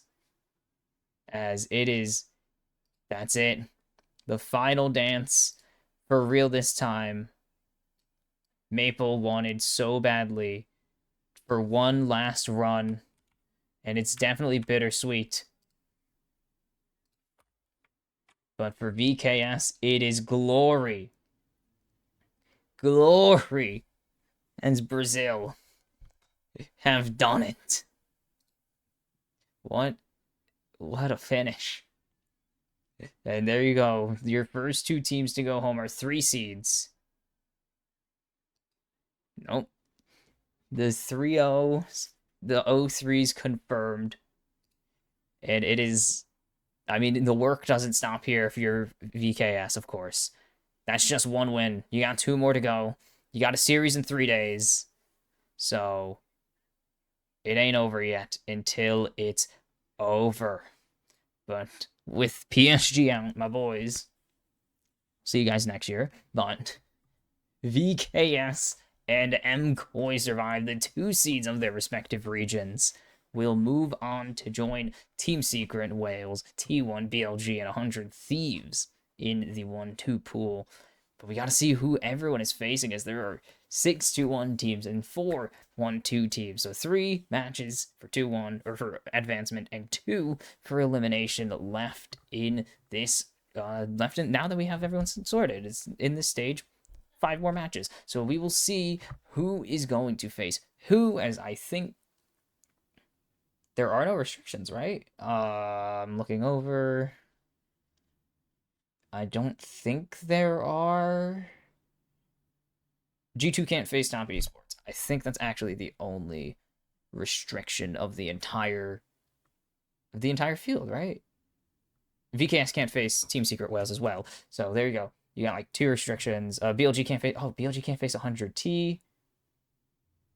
And I think that's actually it. So we will see who goes where, who faces who, as the draw is up next. And it's time for the draw. It's time to close this one out, as it has been crazy, as it's Crisp today. Hello, Crisp. Doing the draw, of course, 2019 World Champion with FPX. As we have 6 spots left in the knockouts. As you see on the 2-1s and the 1-2s.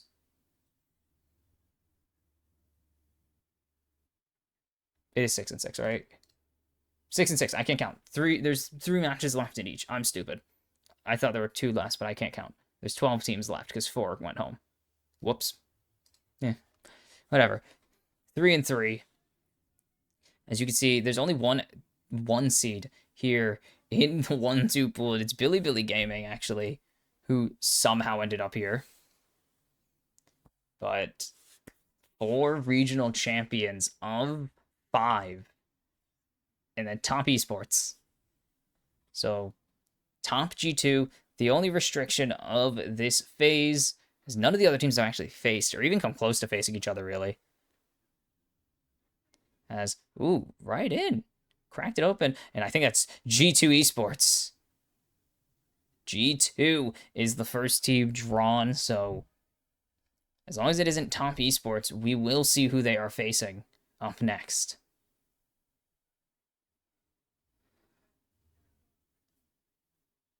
This will be... Watch it be top. It will be... FlyQuest!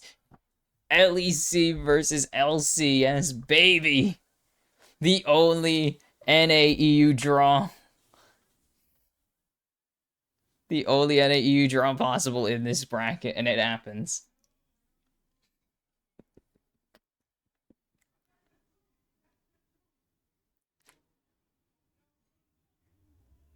EU roots me. Okay, so no rematches are available, so it's Gen G up next. And BLG 1-3. They want him out.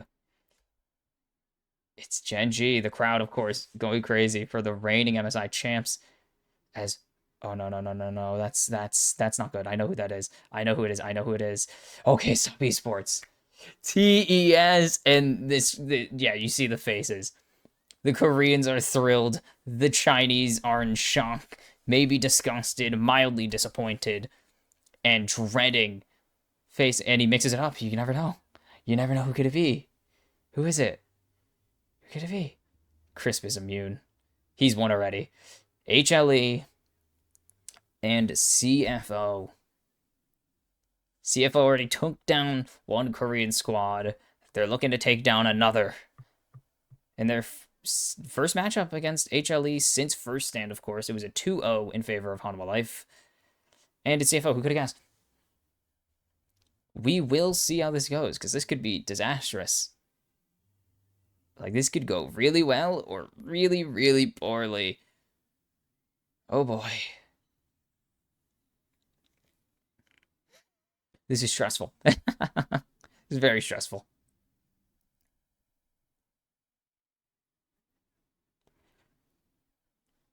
And now it's time for the 1-2 baby. Come on, TSW, get MKOI. Get 100 Thieves. Please get 100 Thieves. Sorry, I'm still an LCP fan at heart. No matter how biased I am, I'm still an LCP. Like, no matter how unbiased I can be or I'm supposed to be, I'm still an LCP fan.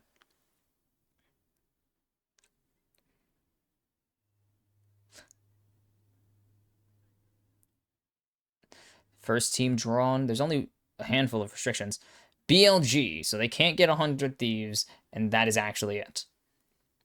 So 100 Thieves, you hear the crowd. I mean, you guys can't hear, but the crowd roaring. They want T1. They want the smoke. BLG, the fans, they want to see it happen. They want to see revenge for Worlds Finals last year. They want revenge for Weibo in 2023. And it's VKS. Uh-oh.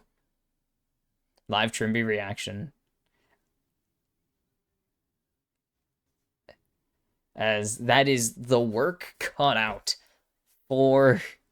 That's the work cut out for VKS right there. Drawing probably the strongest team in this pool, theoretically, as MKOI will be next. MKOI up next. LCS versus LEC, please. NA versus EU a second time. I would pay to see. Honestly, TSW versus T1, I believe. But I also really want to see this be TSW. It is TSW. Let's go. Let's go. Oh my god, this is great. It's so winnable. It's so winnable. No memes. Super winnable game.